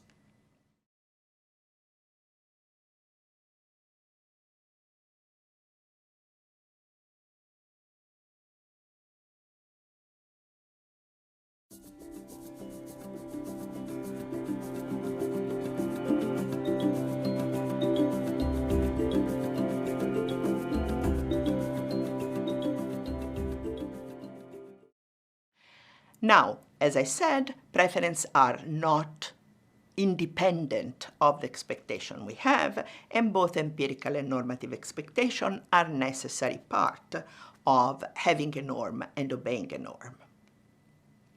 Now, let me remind you what empirical expectations are and how we express them. You can say, we believe that most people do such and such thing, we have seen, we have observed certain behavior, or even if we don't observe, maybe there is a trusted source, somebody we really believe is telling us the truth, that tell us, oh, look, most people do this and that.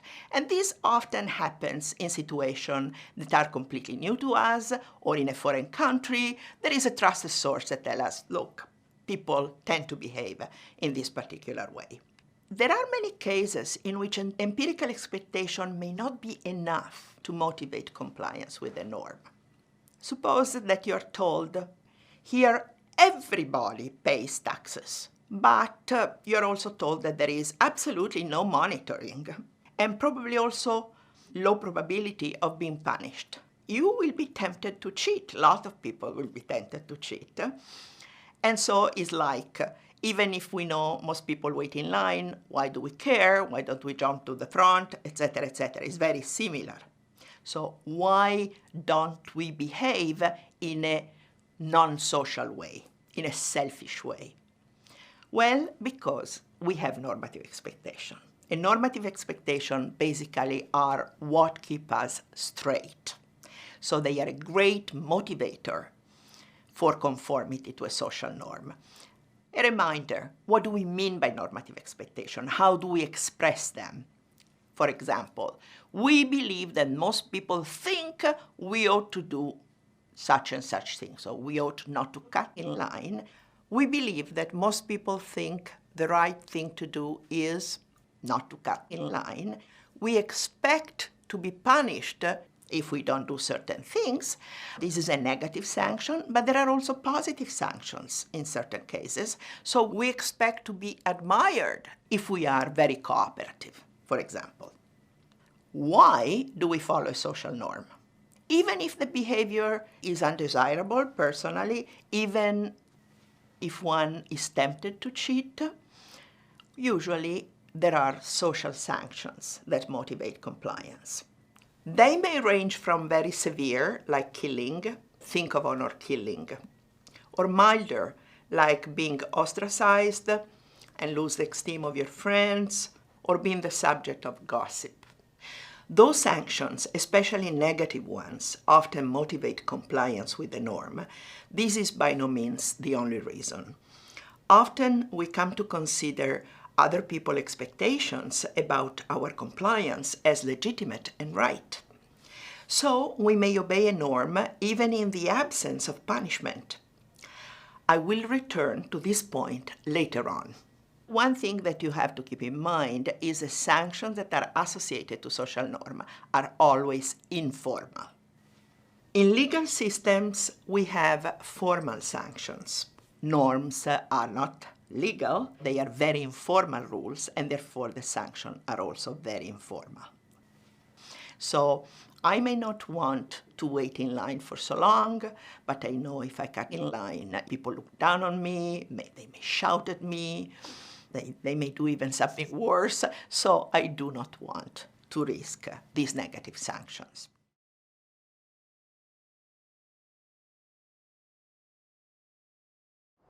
In the Ghana hand washing with soap campaign, one of the things we did to get people to practice the hand washing behavior was to get people to sort of make fun of those who did not wash their hands with soap. Okay, hand washing, not washing hands with soap was seen as disgusting and yucky and horrible. And because of the issue of the disgust factor, they started sort of policing each other. So if you're going to buy food from a seller and you don't see evidence that she washes her hands with soap, or she uses a spoon to scoop out the food for you, people would move away from her and not buy her food. Someone in my region or in Sudan would talk about a woman who's not cut negatively. They would generally speak of her as loose, easily tempted for sexuality. She can go easily with men, not clean, and there are some cultural traits that they pick from the stories in the families, and they keep reciting them by saying, for instance, she smells and she's not satisfying, and these kinds of things. So basically the people in Sudan and most people who are opposing abandoning FGC would keep saying these stories about women who are not cut, so that it perpetuates and it reinforces the practice. So by making it like the expectations that a woman who's not cut will always be like that. So people will look at it as something negative.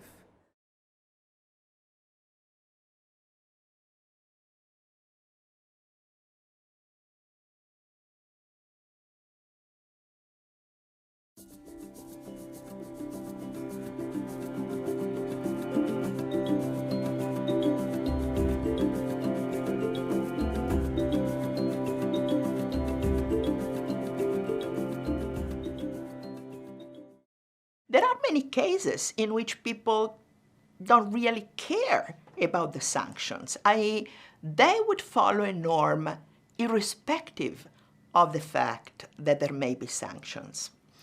And in this case, I would say that they follow the norm because they recognize that the expectation that people have about their obeying the rule are legitimate. And one great example is the example of the ending of open defecation in some very successful cases. And the successful cases were cases where people together decided to abandon the practice, build latrines, and of course they have to keep them functioning, they have to clean them and use them. And so one can say my fellow villagers made a huge effort to build the latrines, to keep the environment clean, to prevent disease.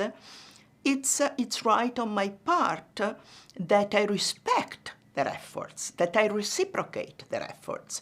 And so in this case, people recognize that the normative expectation of people in the relevant networks are completely legitimate. So there is no need to punish because people think it's right to do certain things. It's still a social norm, mind me, because if this expectation were to weaken, for example, then people would abandon the norm. So legitimacy of normative expectation is okay insofar as there are normative and empirical expectations. This is very important. What is very crucial is that you have this collective pledge, this empirical expectation that is changing, and then you know that also other people expect you to be doing what the collective has decided, which is legitimate, which is the village is going to become open defecation, and you don't want to be seen as the black sheep, which is the only person, because your behavior is going to impact the status of the whole village.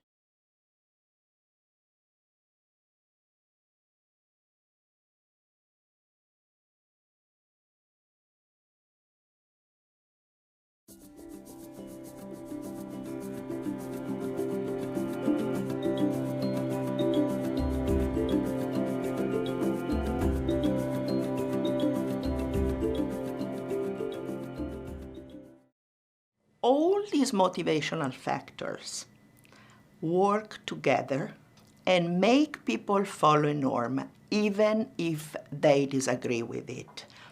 I told you over and over again when we were looking at conditional preferences. Conditional means I prefer to follow the norm on condition that people have certain expectation, on condition that people follow the norm, expect me to follow the norm, and so on and so forth. It may happen that often people endorse a social norm, agree with the norm. And this is, there are different cases. I may disagree with the norm and follow it because I have the right kind of expectation, or I may just endorse, agree with the norm. I like what the norm stands for. Now let's look at tipping. This is a typical thing we do in America. We tip in a restaurant in Philadelphia, but I think everywhere it's between 15 and 20%. And some people may not want to tip or want to tip much less, or may even think that this is really a waste of money, why should we tip? But people do that because they have empirical expectation. We believe customers normally, usually tip. And also they have normative expectation. They think the waiters think they should tip. They would be really upset, look down on you if you don't tip. So let me summarize the kind of diagnostic that I propose we should use in deciding that something is or is not a social norm. First of all, let's say, as I said many times, we observe a certain pattern of behavior. Then we may ask, do people prefer to engage in that behavior independently of what they see or expect other people to do? If the answer is yes, then this behavior is a collective custom, like open defecation, or is a collective, because I'm talking of patterns, a collective moral norm or religious norm. Some people belong to the same religion, they all follow certain behavior, but they would do that whether or not other people follow the behavior because they believe is a religious injunction. On the other side, there are all those cases in which behavior are interdependent, in which people prefer to behave in a certain way because they have certain social expectations. And then we may ask two questions. The first question is it enough having social expectations that are purely empirical? So believing that people are behaving in a particular way without any normative component. I think people are used to behaving this way, and I care about this expectation. I care that they behave in this particular way. In this case, I have a descriptive norm because there is absolutely no normative component. So I do have conditional preference, but they are only conditional of one type of social expectation, the empirical one. And all descriptive norms, if you remember, when we discuss them, are just based on purely empirical expectation. Think of traffic rules, also think of fashions. We do things, we imitate other people, we want to coordinate with other people, but there is basically no normative component. However, there are cases in which we have both empirical and normative expectation.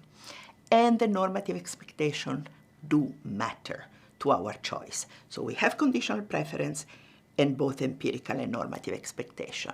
In this case, when we also have normative expectation and they do matter, we have a social norm. Let's hear an example from the field about a social norm. The mothers who decide to marry their children, especially girl child, they feel obliged to do that. Even if they do not really want to do, they do it because they see other mothers doing this in the same community. The parents also do marry their young child because they are compelled to. They belong to a community where it is a norm.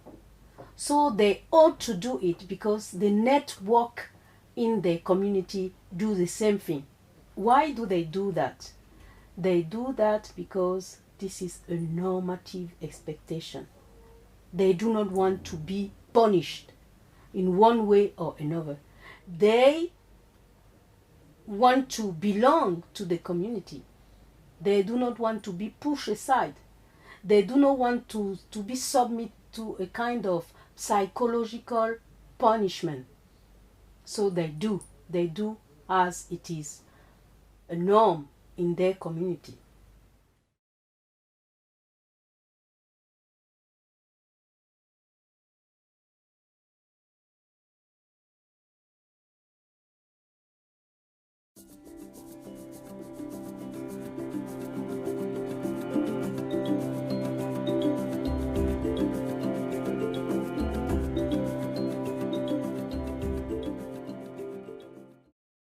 Now let me give you a few examples of behavior that may be norms, descriptive, social or moral, or just customs.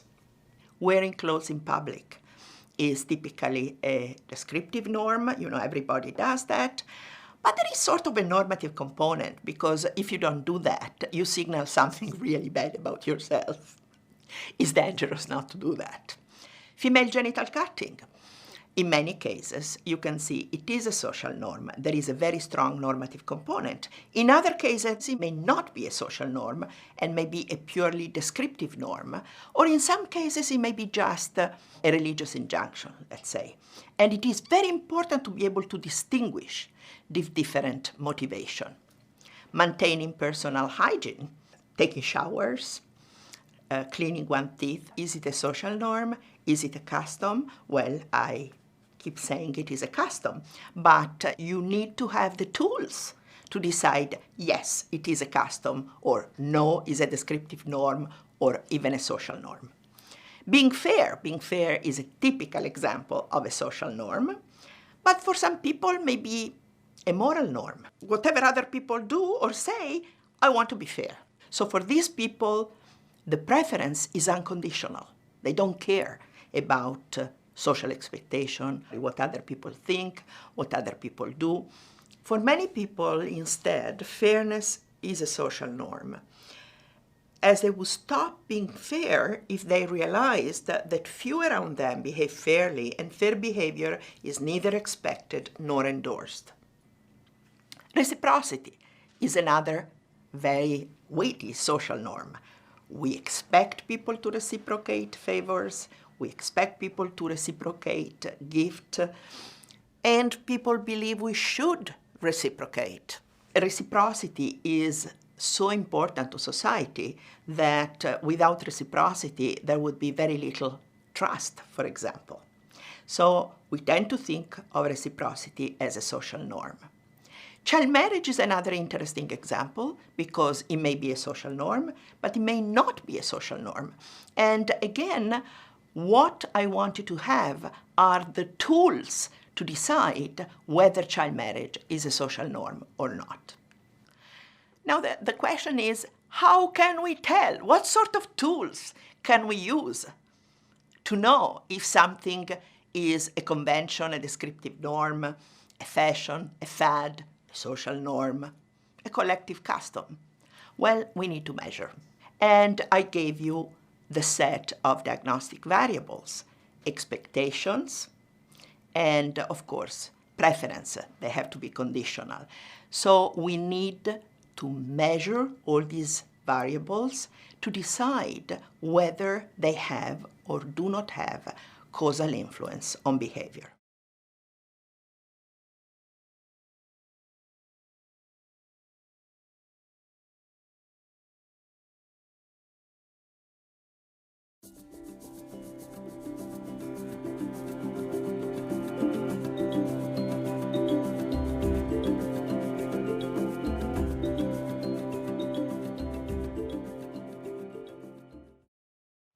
Recall that in lecture 3 we talked about normative expectation, and in lecture 4 we talked about personal normative beliefs. And I said that the two may not go together. They often do, but they may not. And this is the case when we have pluralistic ignorance. Pluralistic ignorance is typically a situation in which most people's personal normative beliefs are not in line with their normative expectation.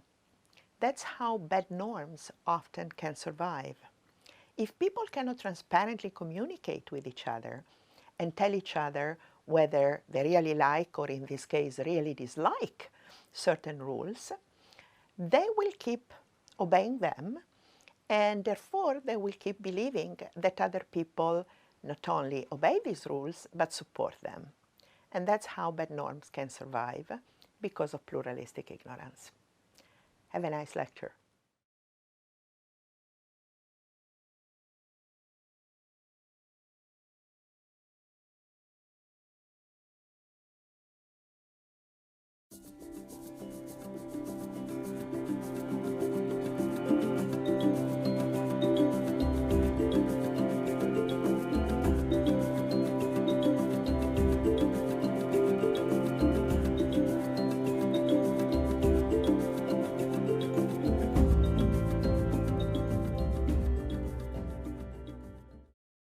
Today we're going to talk about a very interesting phenomenon, which is called pluralistic ignorance.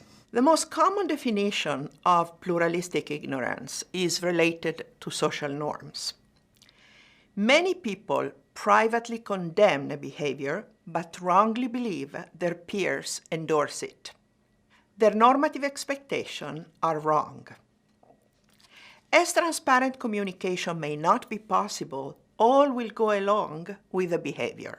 A different case of misperception is one in which it is not the normative expectations that are wrong, but instead the empirical expectations are. This type of misperception is related to what I have described before as descriptive norms. I will discuss this case later in this lecture. Let's focus for the moment on pluralistic ignorance and normative expectations. There are a lot of examples of close communities, like prison guards or teachers in a school, in which when you interview them, they have a much more lenient disposition toward inmates or students, but because they observe much sterner behavior, they believe that everybody endorses that behavior, and they are wrong, because when you start interviewing people, they will all say, my peers behave very sternly because I think it is right to behave like that. And so they themselves don't want to look deviant or different, don't want to be looked down, and they behave in a stern way, thus contributing to this false sense that this is what everybody believes in and wants. In this case, we say that objective consensus and perceived consensus do not coincide. So the perception is completely wrong, and people obey a norm that most of them dislike. Normative expectations are false. We say, in this case, we are facing pluralistic ignorance. Let's look at an example. This has been studied extensively. A majority of college students, when interviewed, say, well, we do not like to drink that much alcohol. But if you ask them, what do you believe your peers do? They respond, most of my peers approve of drinking. And therefore, if a student believes that, whenever a student goes to a student bar or to a student party, they observe their peers drinking. What do they infer from this behavior? Well, they infer that they do it because they like it, they endorse it, they think it's the right thing to do. And so the poor student who observe that and want to be like a member of the group will start drinking to fit in, even if the student dislikes alcohol. And so this behavior gets reproduced even if individually most of the people don't like it that much. So in this case, the objective consensus is very different from the perceived one. When do we have pluralistic ignorance? So what are the circumstances that facilitate pluralistic ignorance? First of all, the consequences of behavior or behavior itself must be visible.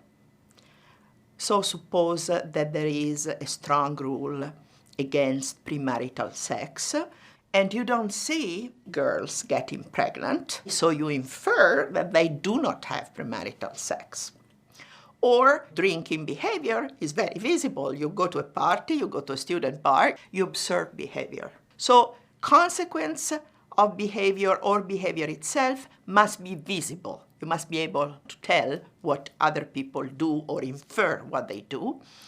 But there is no transparent communication. What does it mean? It means that you don't want to voice your disagreement with certain behavior because this disagreement would put you at a disadvantage. So what happens with pluralistic ignorance? People assume that the behavior of their peers, in this case, is consistent with their beliefs. And so if I see all the students drinking, I think, well, they like to drink. They think that drinking is okay, it's almost mandatory maybe. So what the student will believe is all other students endorse this behavior, and therefore I don't want to look different. What I'm going to do, I drink too. So I conceal what I really think. And this is the typical case of pluralistic ignorance. So there is behavior that you observe that goes in one direction. People may think the opposite. They don't have the courage to express their opinion, so there is no transparent communication. And this really unfortunate combination may lead to a behavior that most people dislike to persist.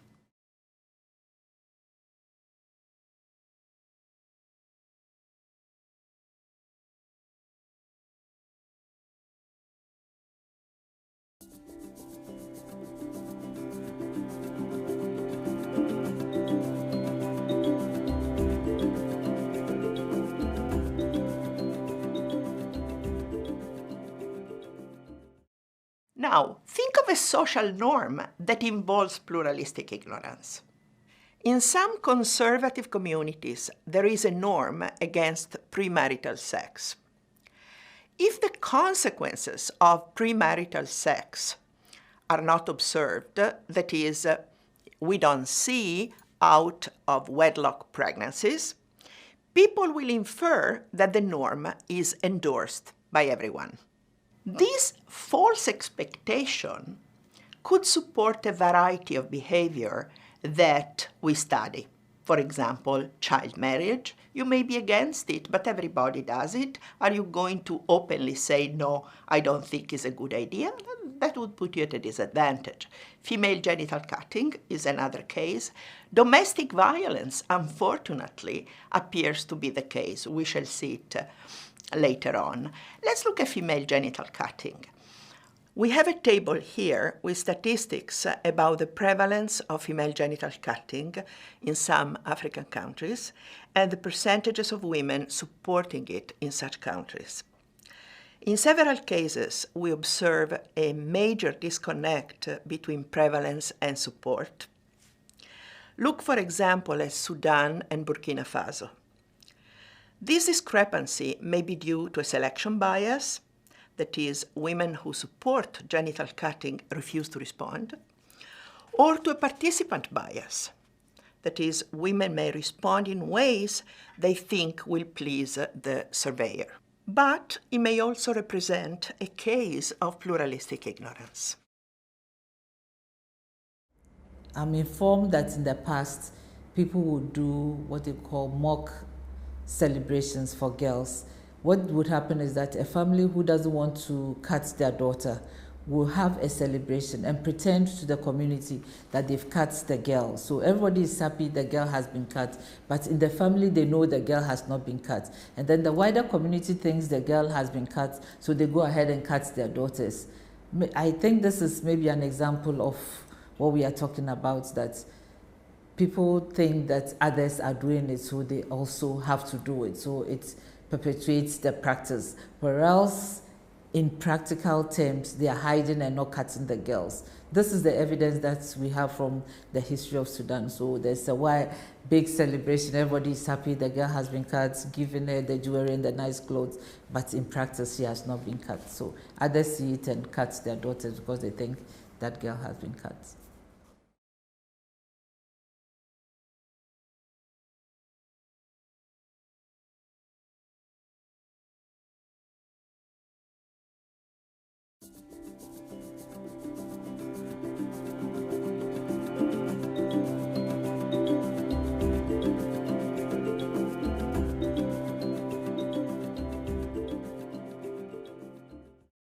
I'm talking of pluralistic ignorance and wrong normative expectation. But something similar to pluralistic ignorance may occur insofar as people have wrong expectation.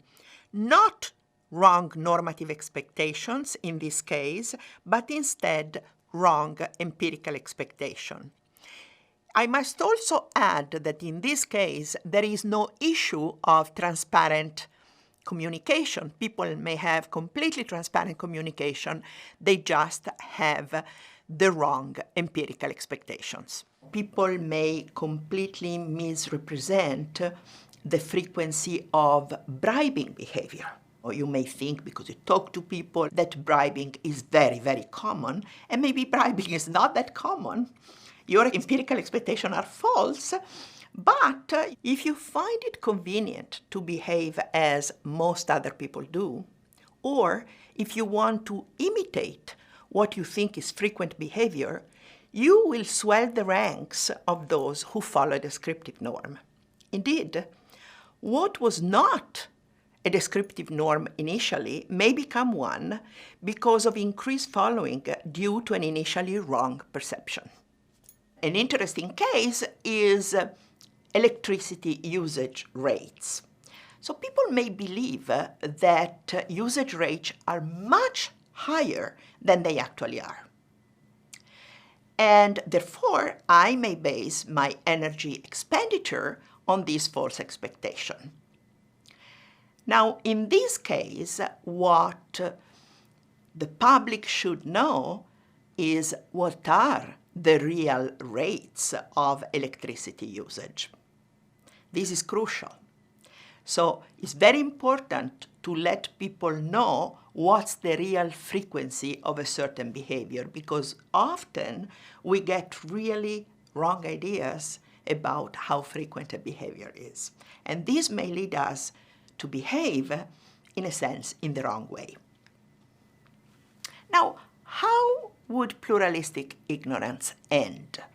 What can we do to eliminate it? Updating people's expectations, especially if the update comes from a trusted source. Trust is very important in this case, but updating from a trusted source may help change behavior. In fact, this tactic has been used to change alcohol consumption on college campuses and hazing in institutions. So people were made aware of what their peers, other students, really thought about this activity, and the change has been significant. How do we combat misperception? This is different from pluralistic ignorance, as we do not have to change normative expectation. Informing people about the actual frequency of a specific behavior can combat the original misperception of how frequent a behavior really is. So what we call a healthy dose of reality can basically eliminate wrong perception of how frequent a certain behavior is.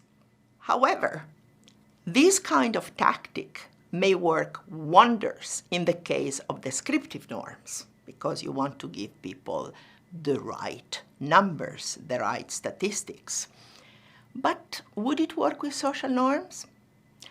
I don't think so. But more of this later. To summarize, in the case of social norms, pluralistic ignorance means you observe norm-consistent behavior and infer that people endorse the norm even if they do not. There is no transparent communication. In the case of descriptive norms, there is a misperception of how frequent a behavior is. That is, people have false empirical expectations. Because of this, we consider the behavior normal and may conform to it for various reasons, forming a stable descriptive norm due to the misperception of frequencies, not a lack of transparent communication. Let's look at some interviews that highlight the issue of pluralistic ignorance. You know, FGC is an issue that people don't talk about. We know people do it in the community. Within the communities that practice it, it's a norm. That's what everybody does. When the girl is a certain age, she has to be cut. So that's expected. That's what everybody is required to do for a daughter. What is happening is that when families decide not to cut a daughter, they keep it secret. They don't tell anybody for fear of being ostracized. So we really would need to have a lot of people decide not to cut their daughters for it to make a difference in the community. Increasingly with education, talking to a number of colleagues, I found out that most families, or a lot of families, are deciding not to cut their daughters, but it's not translated into an open forum where everybody says we are not going to do it.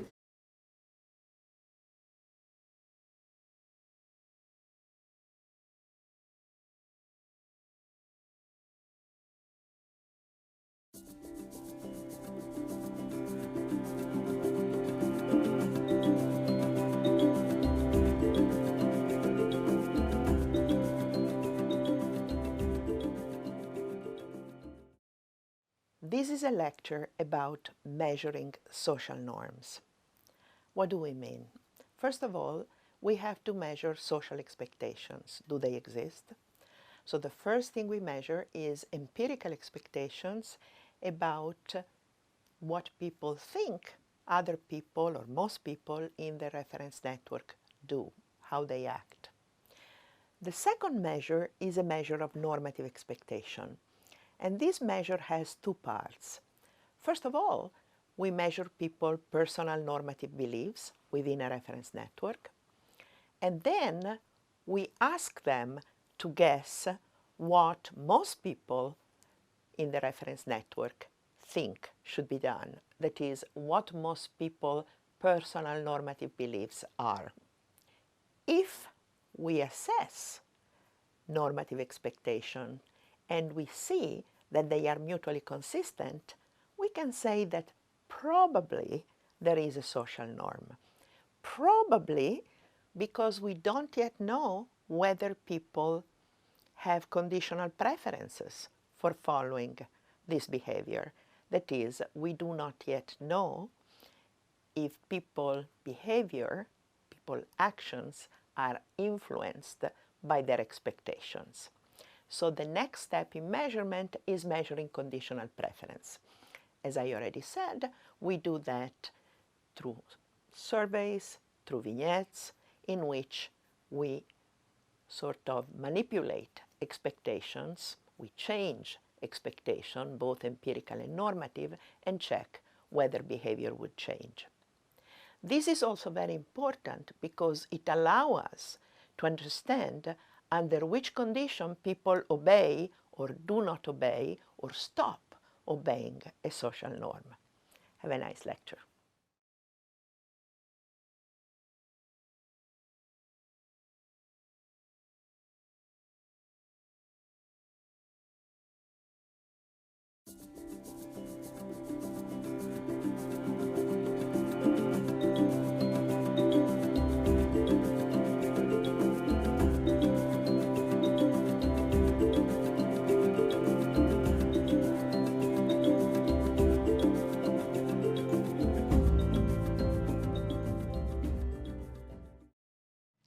Now, I said before that in order to decide whether a collective behavior is a social norm, a descriptive norm, or something else like a collective habit, we need to measure the important variables. So we ask whether people have normative empirical expectation and whether they have conditional preferences based on those expectations. All three must be present for a social norm to exist and be followed. So let's look very closely to measurement. The development and abandonment of social norms is an increasingly common element of programming theories of change. However, without the proper quantitative measurement tools, it is exceedingly difficult, if not impossible, to monitor or evaluate this component of programming. The measurement of social norms is often critical throughout the program process. Before an intervention takes place, this measurement allows you to classify the type of collective practice you are observing, whether it be a custom, a descriptive norm, or a social norm, and tailor your programming to that classification. While an intervention is in progress, regular measurement allows you to determine to what degree particular elements of programming are having the intended effect on social elements, allowing you to adjust programming to avoid costly failures. Lastly, after an intervention has been completed, measurement allows you to assess the degree to which the program has met the social objectives, such as creating a new social norm, as well as allowing you to compare the effectiveness of different interventions on their ability to change social norm. In what follows, I lay out an applicable quantitative method for incorporating social norms into program monitoring and evaluation. We need two measures to decide that a social norm exists and under which conditions it will be followed. Now here I'm concentrating especially on social norms. The first is a measure of consensus or agreement, and the second is a measure of conformity. Let's look at consensus first. We should first ask whether certain social expectation, empirical and normative, exist. Then we must check whether they are mutually consistent in the population of interest. Suppose we find that individuals have consistent empirical and normative expectations. For example, most of them approve of a certain behavior and expect it to be followed. This is a necessary condition for a social norm to exist, but it is not a sufficient condition. It is not a sufficient condition because we may have mutually consistent expectations about what is done and should be done, but these may not indicate the presence of a social norm. Shared religious or moral rules are generally supported by the communities that follow such rules. But do individuals have conditional preferences for following a moral or religious rule that is shared by their community? Usually not. They prefer to follow the moral or religious rule no matter what. For example, believing that community members eat or do not eat pork has no effect on the dietary habits of a religious Muslim. So pay attention. What looks like a social norm may not be one.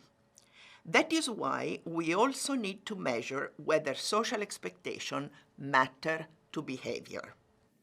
In other words, we need to check if people have conditional preferences for behaving in a specific way given these expectations. Conformity to a social norm means that one prefers to conform to an expected and approved behavior precisely because one has certain expectations, empirical and normative, and where this expectation absent, one would stop conforming. So measuring conformity means measuring whether people have conditional preferences. Such measures also tell us under which conditions a norm will be followed or abandoned. We shall come back to this very important point in future lectures on norm change. To conclude, we need both consensus and conformity measures to be able to say that a social norm exists and is regularly conformed to by members of a relevant reference network. Once we have concluded that a norm exists and that it is the main motivational force driving individual behavior, we can feel confident that any intervention aimed at changing the norm will not be misguided. To summarize, to decide that a collective behavior is a social norm, we need to measure empirical and normative expectation as well as conditional preferences.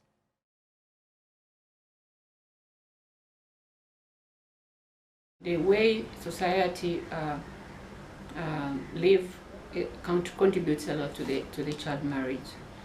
People are, yes, influenced by their neighbors because they want to conform. If in a community child marriage is being practiced, all members will tend to follow that practice. So in Congo and in Africa, in many places, children are rather seen as objects than people, than rights holders with their own opinion, with their own thoughts, and with the right to participate. Parents would most likely change their way of doing if they would see that there's a new trend and that parents do listen to children in their neighborhoods and that they actually have some positive experiences with it.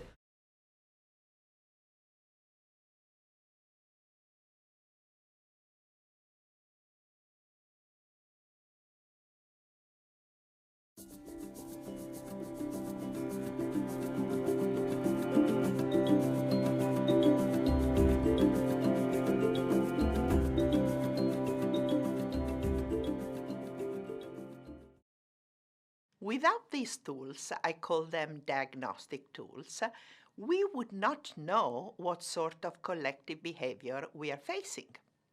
Knowing the nature of a specific collective behavior we observe allow us to intervene, to change, or even to strengthen it.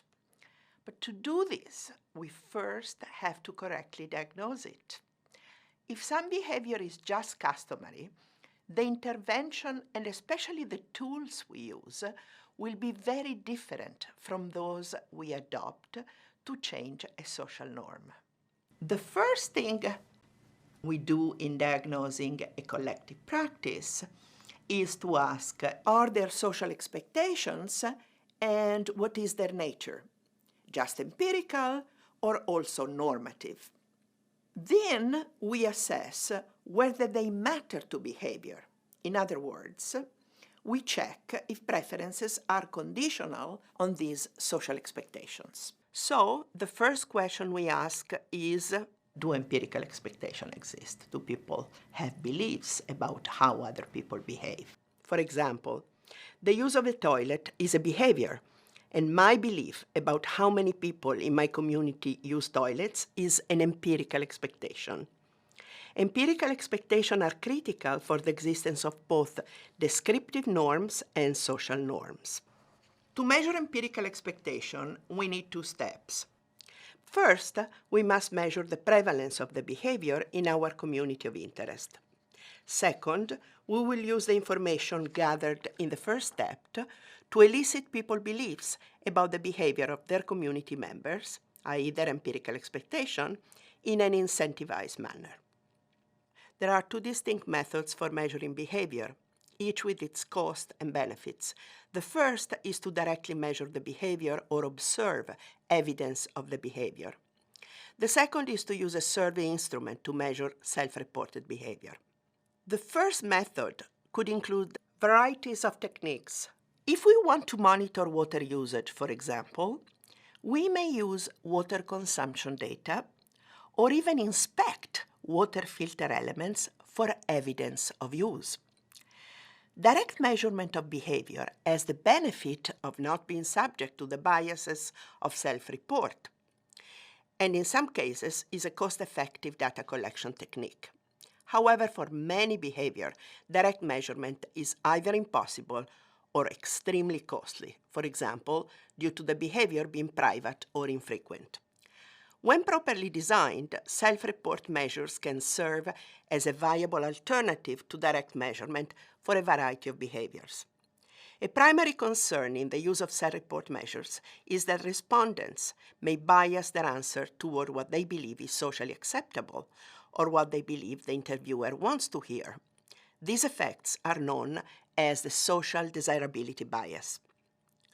Thankfully, there are a number of techniques to minimize these effects, some or all of which may be applicable depending on the constraints of our survey. The first set of methods aim to present both the specific question and the survey as a whole in as neutral a manner as possible. If the title and introduction of a survey leads the respondent to believe that it is intended to most accurately gauge their behavior rather than measure the effectiveness of the program who sent the interviewer, the respondent may be more inclined to give a truthful answer. Giving a question a preamble, reiterating the interviewer neutrality can also make the respondent more comfortable truthfully reporting their behavior. For example, telling a responder that some people use a latrine, others do not, before asking a respondent about their own latrine use can lead the respondent to be more comfortable revealing their own behavior. A second set of methods increase participant privacy and anonymity to reduce bias. The simplest way to increase privacy is to allow the respondent to read the question themselves and provide a written response rather than conducting the survey verbally. This level of privacy may allow the respondent to truthfully answer questions they would be uncomfortable doing so verbally. Another way to ensure anonymity is to ask participants to anonymously write their answer on a piece of paper, fold it, and put it in a box. The surveyor may shake the box after each answer is inserted. Everyone can observe the procedure and see that it will be impossible for the surveyor to tell who answered what. This method does have the drawback of being inapplicable in low literacy populations. A second, more complex method is known as randomized response. Randomized response gives the responder actual anonymity while allowing the analyst to infer the true population average for a particular question. For example, we tell participants to secretly toss a coin and respond, "I practice open defecation," if it comes up tails, and respond truthfully if it comes up heads. Since anonymity is guaranteed, we suppose that those that get heads will tell the truth. Half of the responders get tails, so half of the queried population will answer, "I practice open defecation," regardless of whether they practice open defecation or not. Whatever is the proportion of responders who say, "I do not practice open defecation," the true number is double that amount. Since we assume that in a large randomized sample, the two halves are approximately the same. This method makes the response completely private because the experimenter cannot know why a person said that he or she engaged in open defecation, but we can infer the community-wide statistics. Lastly, if monitoring behavior is costly but not impossible, incentivized spot checks can be used. In such situations, respondents would be told that the data collectors will follow up by actually checking the behavior of some proportion of the respondents. Suppose we have asked school teachers how often they make kids wash their hands during the day. Participants are told that if they are checked and the check shows that they responded truthfully about their behavior, they will receive an incentive, such as cash or other reward. This possibility of a reward for a truthful response works against the social desirability bias by providing an external reason to respond truthfully. Based on our measurement of behavior from step 1, we can now use survey questions to measure empirical expectation. Remember, they are beliefs about other people's behavior. We can encourage accuracy by asking respondents to guess the results of the behavior measurement that we took in step 1. Take the example of the behavior question, "Do you always use a latrine?" In order to assess the respondent empirical expectation, we can then ask respondent, "Out of 10 people in your village, how many do you think said that they always use a latrine?" As you can see, this question directly references the other respondent answers to the behavior question. We can therefore determine the accuracy of the respondent empirical expectation. For example, if we were to survey 11 people in a village, and out of the 10 other respondents, 7 said that they always use a latrine, we can then see whether or not the respondent was able to correctly answer 7 to the empirical expectation question above. The example question I just described require participants to have basic numeracy. However, this cannot be found in all population of interest. Thankfully, empirical expectation question can be adapted to use words like most or the majority. For example, instead of the empirical expectation question outlined above, we could ask participants, "Do you think most people said that they always use a latrine?" and evaluate their answers based on whether the behavior measurement indicated that a majority always use a latrine. Similarly, we can ask new mothers whether they believe that most new mothers or a majority of new mothers give first milk to their newborns. Although this technique does allow for the measurement of empirical expectation in non-numerate populations, it lacks the precision of asking for numerical estimates and should therefore only be used when necessary. To understand what I mean by greater precision, let me give you an example of empirical expectation questions of increasing complexity. The simplest way is to ask, do most people engage in the behavior? An intermediate way to ask is, do more or fewer than, for example, 70% of people engage in the behavior? And the most complex is to ask, what proportion of people engage in a behavior? Because we can determine the accuracy of the response to the empirical expectation question, we can then offer incentives to respondents to give their true empirical expectation. A culturally appropriate incentive should be chosen which is large enough to encourage thoughtful deliberation. For example, a survey in Pakistan used a common cell phone payment system to reward those who guessed correctly with 50 rupees transferred directly to their phone. Now, let me give you a very simple example of incentivization where we use a non-numerical, easy question about empirical expectations. In what follows, you will be asked to make a guess. If you guess correctly, you win 1 pound of dried figs. And this is supposedly the reward for guessing correctly. So we say, in your community, we interviewed many married men with wives working in the fields. And we ask each of them the following question. Do you control the household decision about income? And this is an example of step 1. We ask about actual behavior. And then we ask, what do you think most married men answered? And this is an example of step 2. What do you believe other people in your reference network do? So the incentivization is clearly about step 2, but of course, we put the 2 steps together when we measure empirical expectations.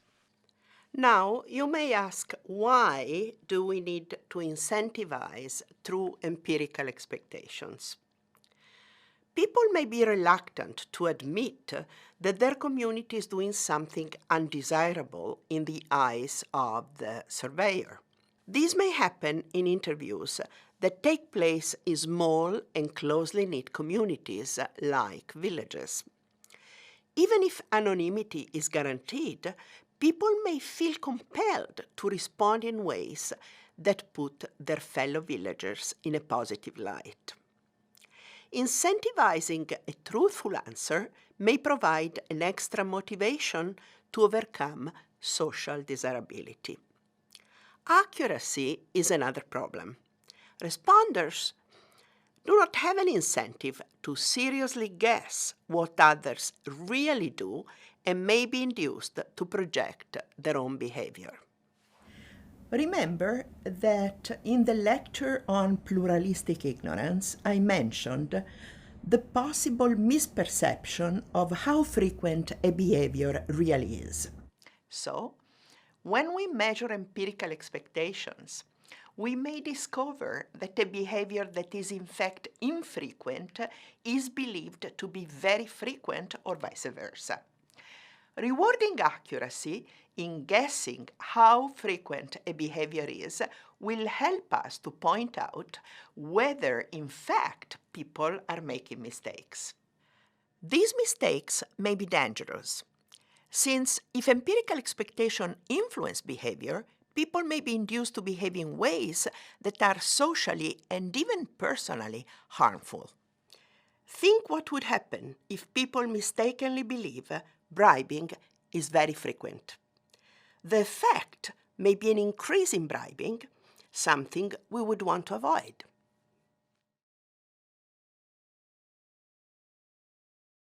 I think that the most important thing is to have a strong monitoring and evaluation framework in place. Data from the television channel themselves or from syndicated studies like you have TV meter-based data that tells you what is the viewership and the composition of viewership of different programs on different channels. But then beyond that, if you really want to know what change it brought about and what change it brought about in what people think other people do, then you really have to do a survey. So first of all, you need to get that structure into place. When I remember that when we did Kyunki Jeena Isi Ka Naam Hai in India, we had a very rigorous monitoring and evaluation framework, which is how we were able to track what was happening as a result of the soap opera. So we did a baseline, we did a midline, we did an end line, and we did monitoring. So we were able to pick up the more qualitative aspects in addition to the numbers. And I think that it did indicate that there was positive changes in what people thought others would do. Now, the next question is, suppose we see that people have empirical expectation. They believe, for example, that most mothers in their network do not give first milk to their newborn babies. Now, do these expectations matter to their behavior? How do you know that? Well, you have to ask a different question. What would happen if most people in your reference network were to do something else? This fundamental question is the subject of a future lecture on conditional preferences and causal influence. I just want you to realize that the presence of empirical expectation does not mean that they matter to choice. In customs and moral behavior, people may have empirical expectation, but we now know that they do not influence their decisions.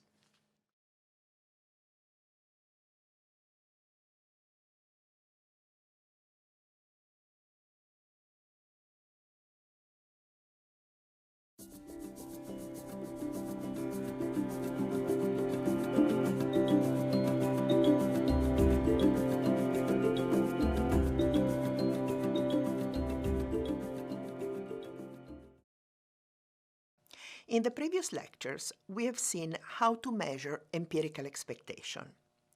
We have also asked the following question: do they matter to behavior? In another lecture, I will explain how to answer this question for both empirical and normative expectations. For the moment, we shall concentrate on how to measure normative expectations. How do we test for normative expectation? Now, first of all, a normative expectation, you remember how I described it, is a second-order belief. So I ask people, what do you believe other people believe you should do? What do you think other people in your reference network think is a good thing to do, what they approve, what they think people should do?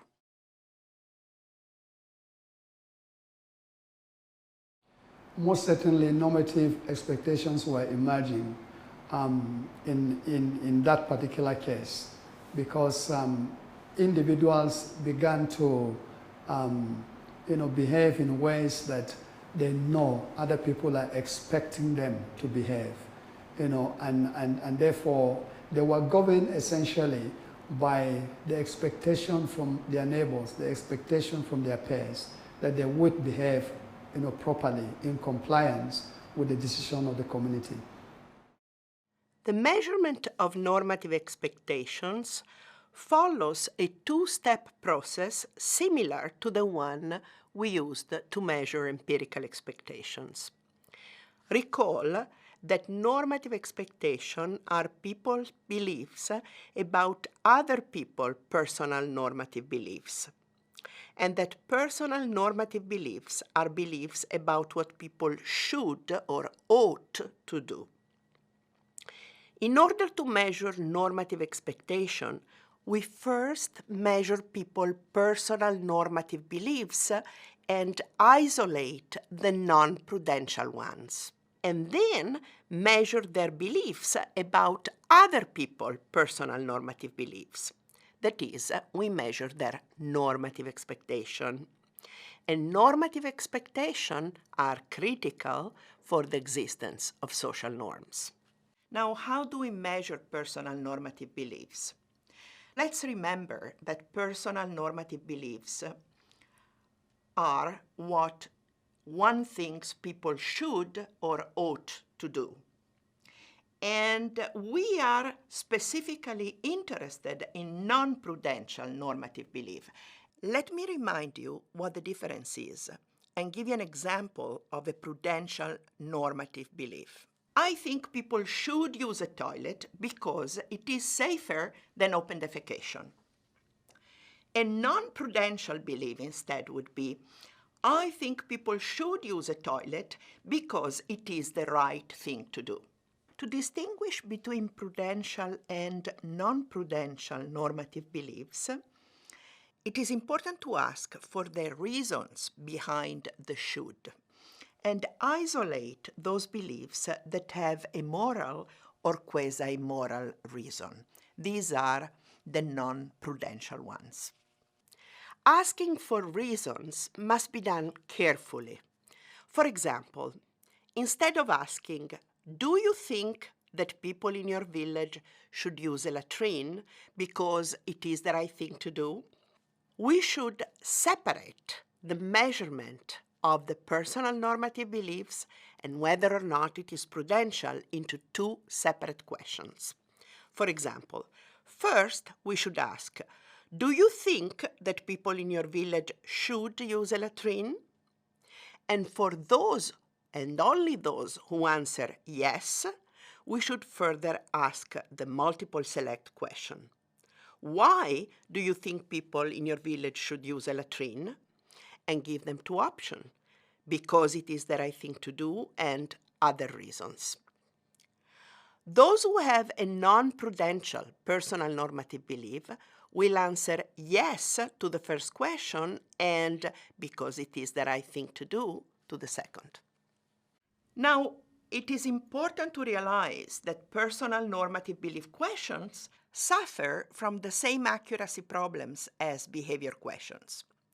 We cannot incentivize truthfulness as there is no way to directly monitor personal normative beliefs.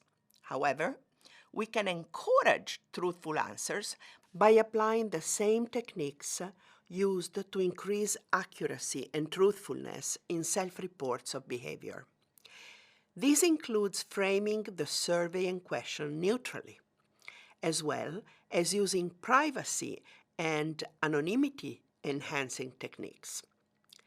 An example of a neutral question is, some people in your village think that all should use latrines. Some people do not.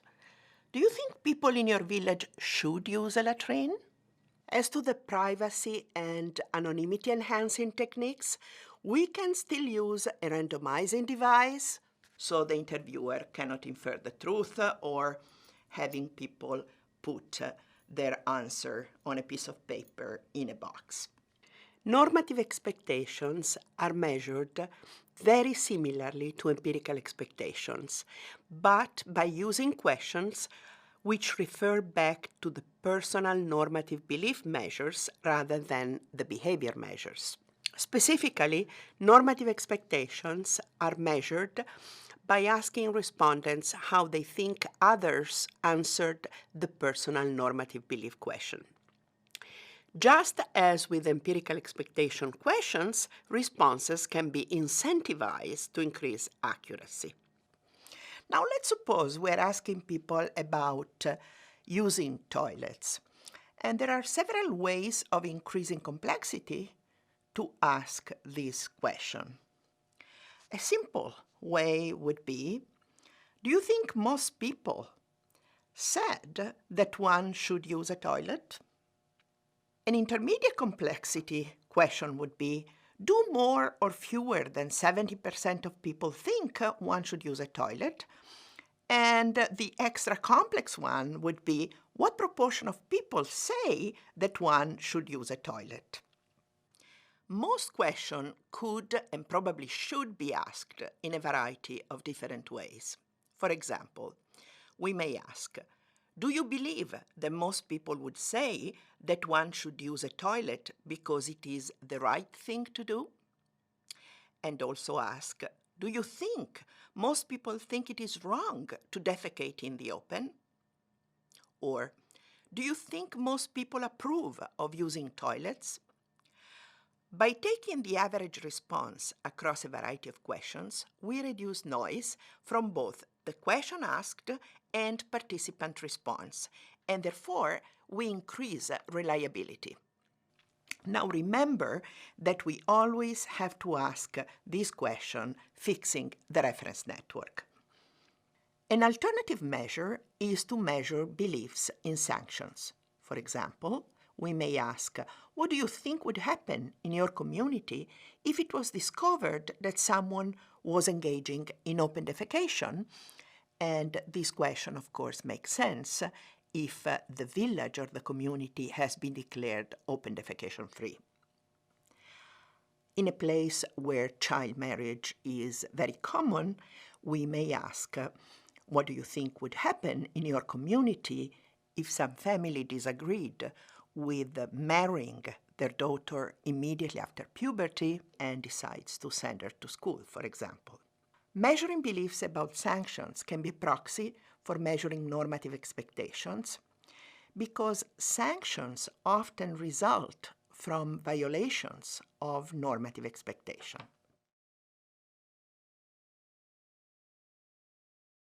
I think we all as human beings who live in a community, I think what our neighbors think about us is very, very important, and certainly it influences the way we behave. Because of the peer pressure from neighbors, you find that it's very, very difficult to find a community where you say 98% have got proper facilities, and the 2% who don't have facilities. So sometimes it could be more from an economic reason. But what neighbors feel, I think, has got a very, very, very huge and a very, very huge effect on how neighbors behave. And as a matter of fact, that peer pressure is one of the areas where when you're designing programs, we actually target that particular aspect in terms of building programs to address open defecation. Now, it is important for us to get accurate answers when we ask about normative expectations, and one way to obtain accuracy is to incentivize answers. So, for example, we may say, if you correctly guess whether most other people agreed or strongly agreed with the statement, it is wrong to engage in open defecation, you will get a reward. We do not care if normative expectation match people's personal normative beliefs. We care that people make an effort to be accurate in reporting their normative expectation. Now, let me give you a simple example of incentivization. We may tell our subject, in what follows, you will be asked to make a guess. If you guess correctly, you will win 1 pound of dried figs. And we may say, we interviewed many men, at least 40 years old, with married daughters in your community. And we ask them the following question. Some girls get married before they are 18 years old. Is this good or bad? And in 100 of these men, how many men do you think answer, this is good? When we want to know whether a social norm exists, as I explained before, we need to look at normative expectation and whether normative expectations that we have measured are mutually consistent. Now, mutually consistent normative expectations signal the probable existence of a norm. For example, if a large majority of the community think that the other members of the community believe that it is wrong to engage in open defecation, then probably there is a norm. However, agreement could just signal a shared moral or religious rule. For example, A large majority of the community we have surveyed may agree that a girl should be cut. They have mutually consistent normative expectations, and indeed they also have the right empirical expectations because girls, usually in this community, are cut. Does it mean that we are facing a social norm? Not necessarily. It may be a shared initiation ritual, a religious injunction, an identity marker for a particular ethnic group, a shared belief that an uncut girl is ugly and impure, hence it is a moral duty of the parents to have her cut. So there are many, many reasons why we may see that there are consistent normative expectations. Remember that in the first video of this lecture 8, I said you have to measure consensus, or in other words, to measure that there is agreement in normative expectation. But I also added that consensus, the fact that normative expectations are mutually consistent, is not sufficient to conclude that we face a social norm. So we still need to measure whether behavior depends on these social expectation, in this case empirical and normative, to know if a norm exists. So suppose we measure normative expectation and we see that they are mutually consistent. What is important to ask next is whether normative expectation matter to behavior, whether they have causal influence. This is the same question we asked about empirical expectation. You remember we asked, do they matter to choice? To know whether normative expectations influence behavior, we have to ask a different question. What would happen if most people in your reference network were to believe that something else should be done? As we shall see, to answer this question, we have to check whether people have conditional preferences. To conclude, let me remind you that a social norm has 3 components: empirical expectations, normative expectation, and conditional preferences. It is the presence of conditional preferences that determines whether a shared rule of behavior is or is not a social norm.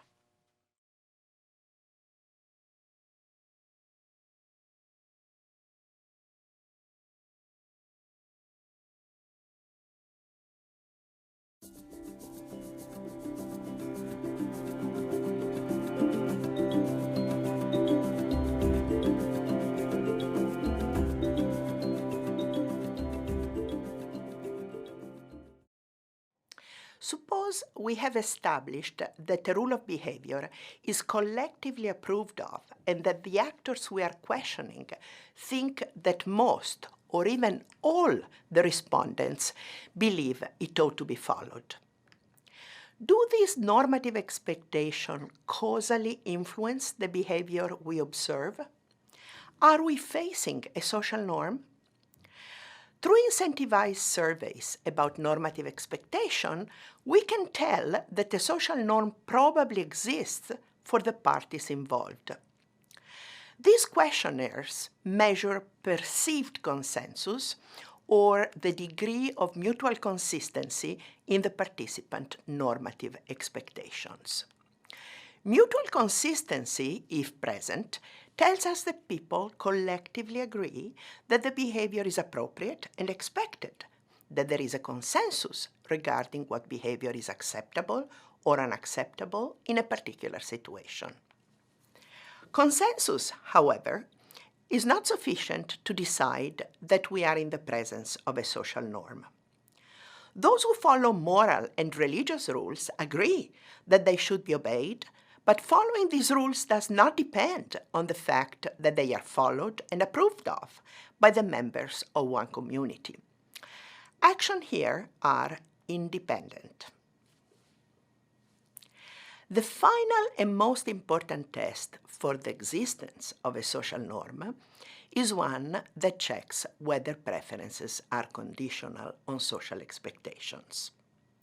So after establishing that individuals have empirical and normative expectations about a certain behavior, we want to find out if they have conditional preferences for acting in the expected way. Asking about conditional preferences is the same as asking whether social expectations have causal relevance. Let's see what causal relations involve. Causal relations typically involve counterfactual dependence. Suppose A and B occurred together. To say that A causes B, we must be able to say that if A had not occurred and B had no other sufficient cause, then B would not have occurred. Imagine that A is the social expectations that we have measured, and B is behavior, which we have also measured. How do we know that social expectations have causal influence on the behavior we observe? Well, this is the same as asking, do people have conditional preferences?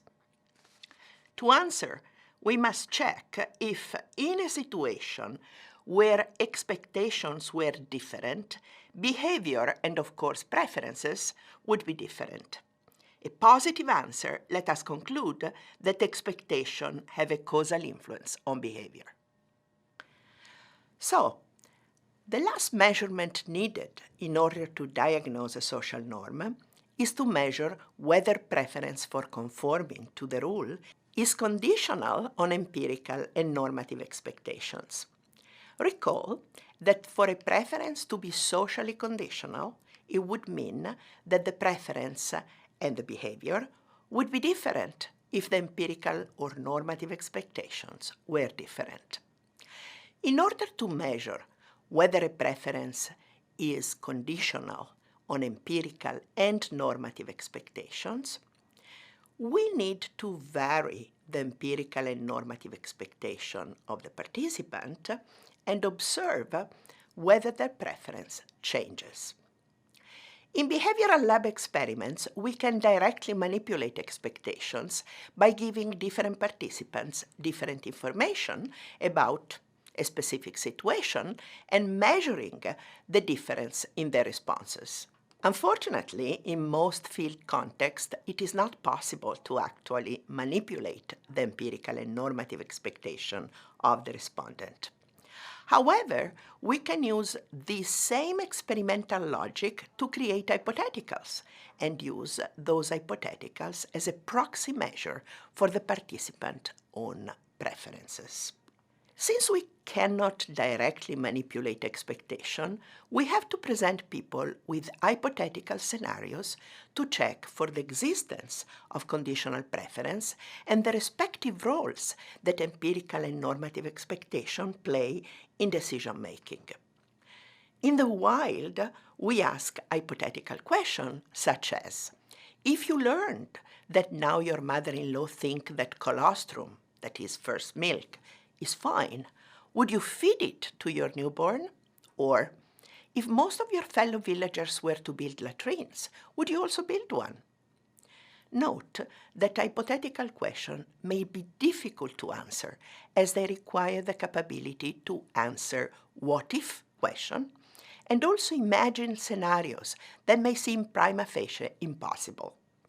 They require the ability to assume as true claims that may conflict with what is accepted as true, and lack of such ability may lead someone to deny that the suggested scenario is possible.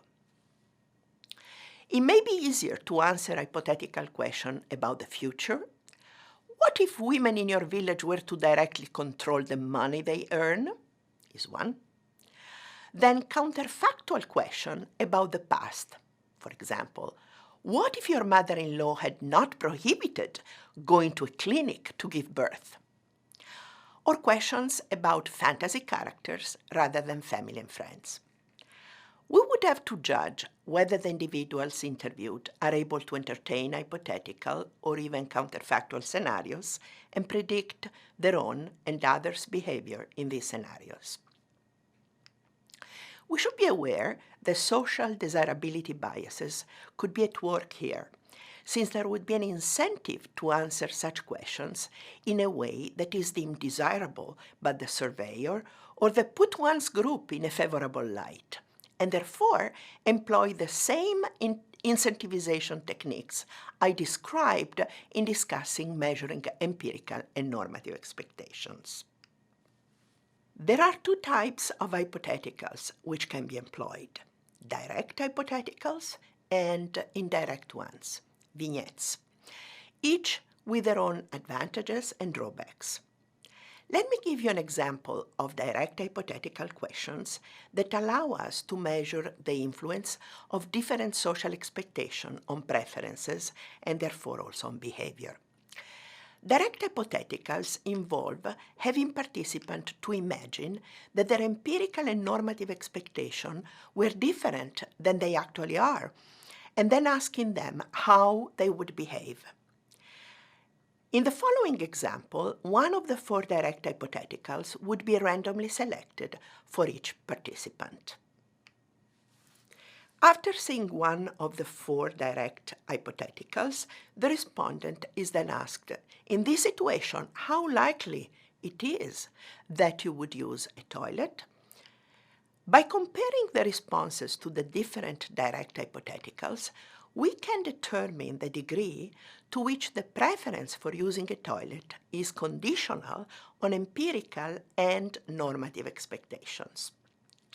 For example, if the preference to use a toilet is conditional on empirical expectations, we would expect respondents who were shown the high empirical expectation hypotheticals to be more likely to say that they would use a toilet than those shown the low empirical expectation hypothetical.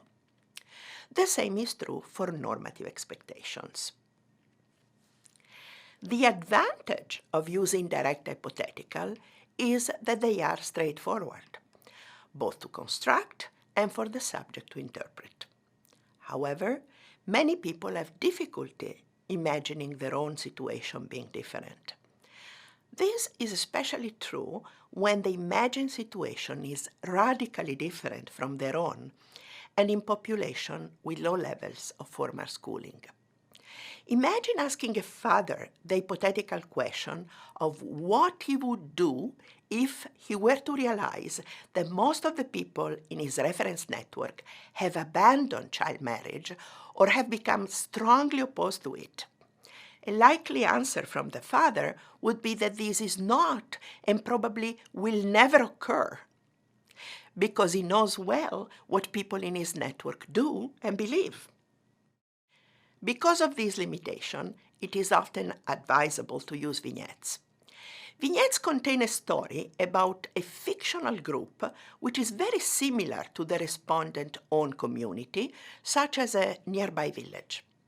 Respondents are asked how they think a person in this fictional group would respond to differing empirical and normative expectations. Vignettes are particularly useful when the questions being asked are socially sensitive and subject to social desirability biases. Such hypothetical scenarios provide an unthreatening and impersonal avenue for exploring respondent personal beliefs and social expectations about a sensitive topic. In the following example, one of the 4 vignettes would be randomly selected for each participant. Just as in the direct hypothetical case, after seeing one of the 4 hypotheticals, the respondent is then asked, given what Shahid has learned, how likely do you think it is that Shahid will now start to use a toilet? This allows for the same type of analysis as described in the direct hypothetical case, where comparing the responses to the different vignettes allows the analyst to determine the degree to which normative and empirical expectations influence behavior. A measure of conditionality allows us to identify conditions for conformity, as well as conditions under which conformity breaks down. Measure of consensus and conformity are crucial preconditions for designing programs to foster change. They are also useful tools for assessing if change has indeed occurred. Norm change involves a change in social expectation, and this change can be measured through time. Let's listen to an interview that highlights the importance and difficulty of measurement. One challenge in thinking about successful and unsuccessful interventions with violence is really around measurement, because we may introduce some kind of intervention. We may actually see the rates of domestic violence that are reported go up. But does this actually mean that more violence is happening, or does it mean that people are more aware that it's a problem and so more likely to talk about it? Or does it mean that people have more trust that if they do report it, there will be some kind of response or some kind of service that they can take advantage of? So I think that's one tricky thing with talking about successful and not successful interventions, is that the numbers or the usual tools we use to know whether something's working or not can actually, sometimes it can be difficult to know what they're telling us, because with a lot of violence we say it's like an iceberg. What you see is always the tip, and it's hard to know what's underneath.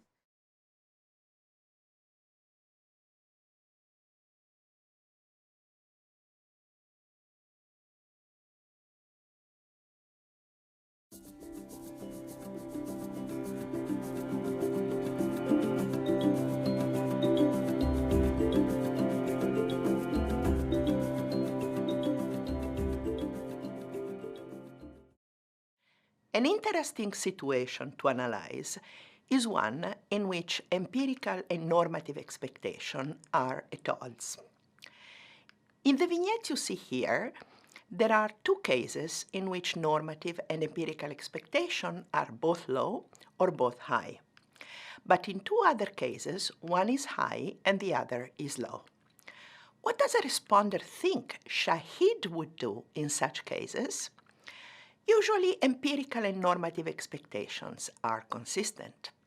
When a social norm is present, we typically see that empirical and normative expectation agree. People obey the norm and expect others to approve of compliance with it.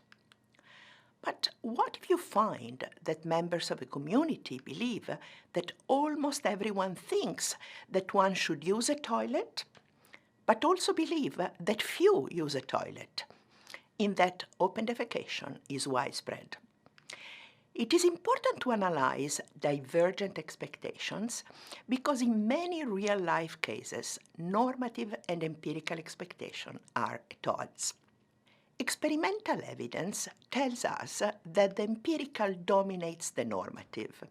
Indeed, when you observe a highly frequent behavior, but you're told that most people disapprove of it, what do you conclude? Think of bribing. In many countries, bribing is very common and usually goes unpunished. Even if there is a shared sense that it is wrong, even immoral behavior, what people see will, for the most part, determine their behavior. When preferences are conditional on social expectation and empirical and normative expectation are at odds, the power of normative expectation is greatly diminished. In such situation, empirical expectation tend to dominate behavior.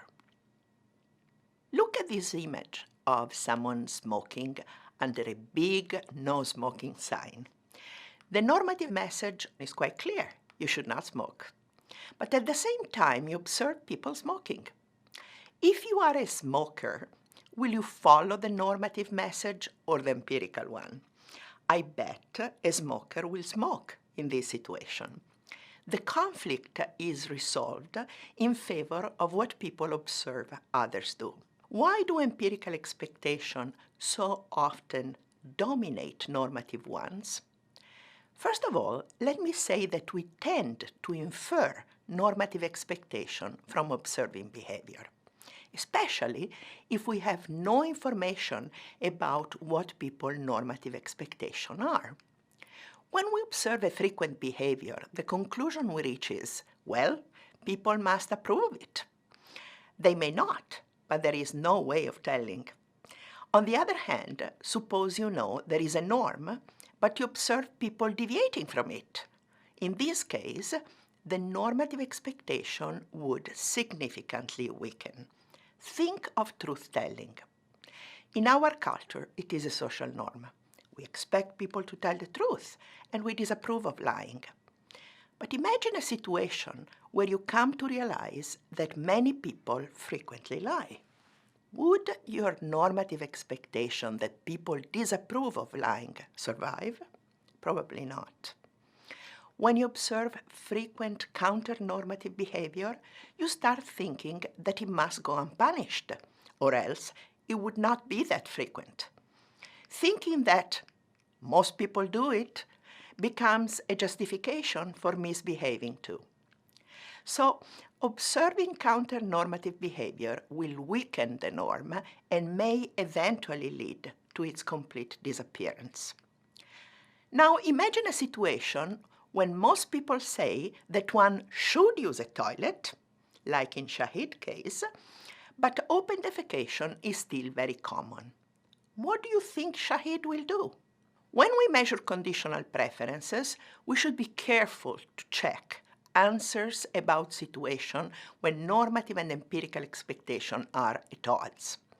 When asking about the influence that expectations have on behavior, we want to know which expectations carry greater weight. If most responders answer that probably Shahid will keep defecating in the open, they are telling us that normative expectations have little influence on their choices when they are in conflict with empirical ones. If instead we look at the case of high empirical and low normative expectation, it is possible that responders will say that Shahid may still practice open defecation since he is not expected to do otherwise. Note that this measure is important for assessing the potential for the sustainability of an intervention.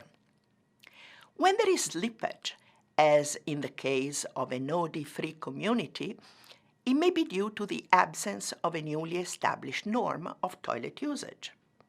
Here, measuring expectation and realizing that normative expectations are so low and punishment is probably absent is a bad omen for sustainability.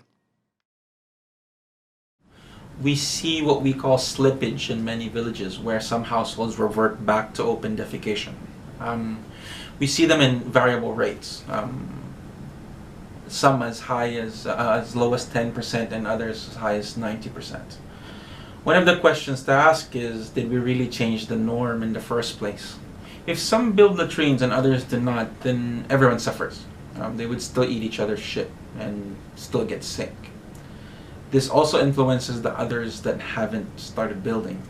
If everyone thinks that others are not building or using latrines, they won't build latrines themselves. It doesn't work.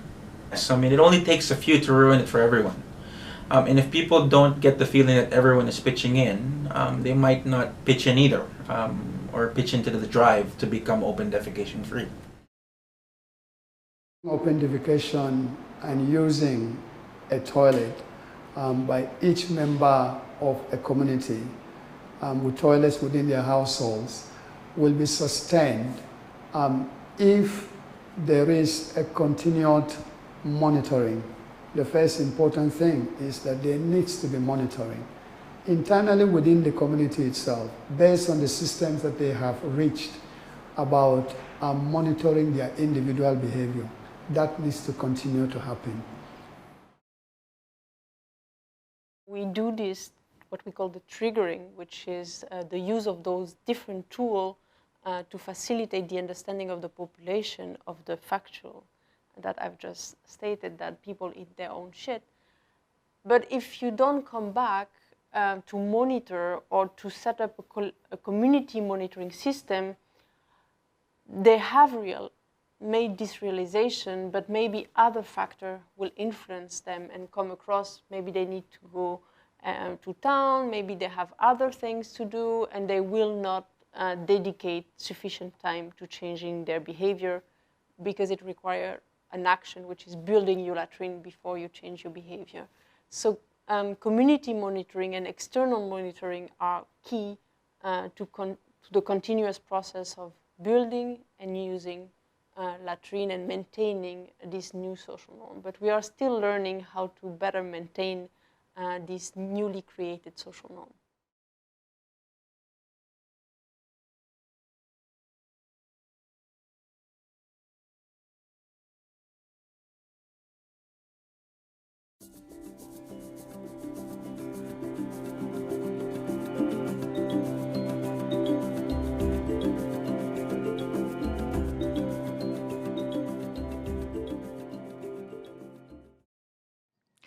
Let us look again at the diagnostic diagram. We have measured empirical expectation and normative expectation. And by measuring conditional preferences, we have come to the conclusion that social expectation influence behavior. We have a social norm. A further important question to ask is whether people's normative expectations are correct. That is, do normative expectations correctly reflect people's personal normative beliefs? If they do not, perceived and objective consensus will diverge. How can this happen? Remember the lecture on pluralistic ignorance. Whenever behavior or its consequences are visible, but transparent communication is difficult or impossible, we may experience pluralistic ignorance. People may wrongly assume that others' behavior is consistent with their beliefs and that everyone else endorses the observed behavior. Therefore, if it is prudent to conceal what one really thinks, one will conform to the prevalent behavior. Let me give you an example. Say a father observes frequent child beating and assumes parents hit their children because they believe it is the right way to discipline them. In fact, many of the parents think that corporal punishment is inappropriate and does not benefit the child. But they do not dare to openly express their opinion for fear of being judged poor parents. So when a child misbehaved, the father will probably hit him, especially if someone watches. The practice of child beating continues unchallenged. Measurement of personal normative beliefs and normative expectation helps determine if in fact there is pluralistic ignorance.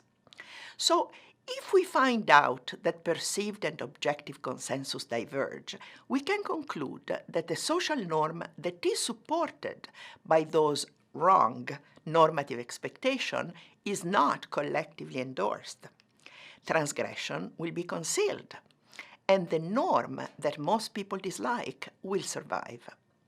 This norm, however, will be fragile because coming to know what people really think may induce many potential transgressors to openly challenge it. Now, let us listen to an example of pluralistic ignorance.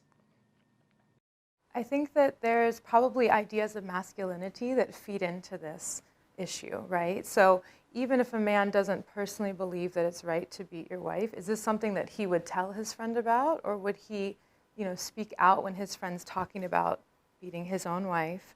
I don't know. I think that's something that we're looking at in terms of prevention programming. How can we work with men who maybe hold different ideas about relations with women to speak more publicly or to be influencers of other men?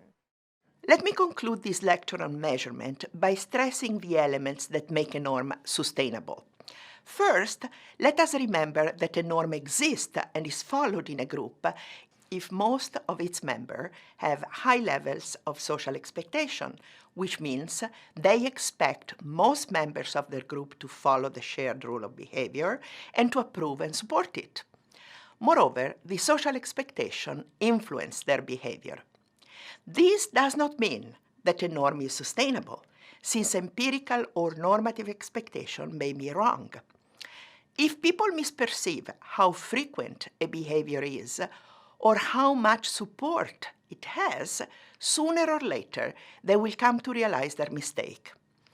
A norm, therefore, will be sustainable only when expectations are consistent with behavior and beliefs.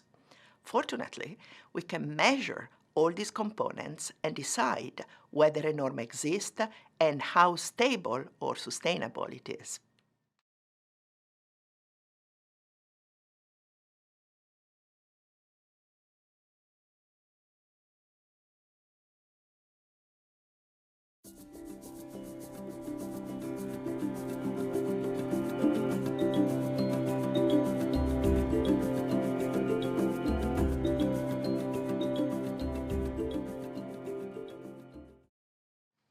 So here ends part 1 of social norms, where I have introduced all the basic concepts of my theory of social norms, such as personal normative beliefs, social expectations, and conditional preferences, how to measure them, and how to use them to understand what sort of collective behavior we are facing. Now you have the tools to decide whether what you observe is a custom, a moral rule, or a true social norm. These tools also let you tell when a social norm has causal relevance. In the next set of lectures, I will discuss norm change. We will explore in which situation norms are likely to emerge and under which condition they may change and be abandoned. I will discuss the tools available to induce change, their advantages, drawbacks, and limits, and the role that trendsetters play in fostering social change.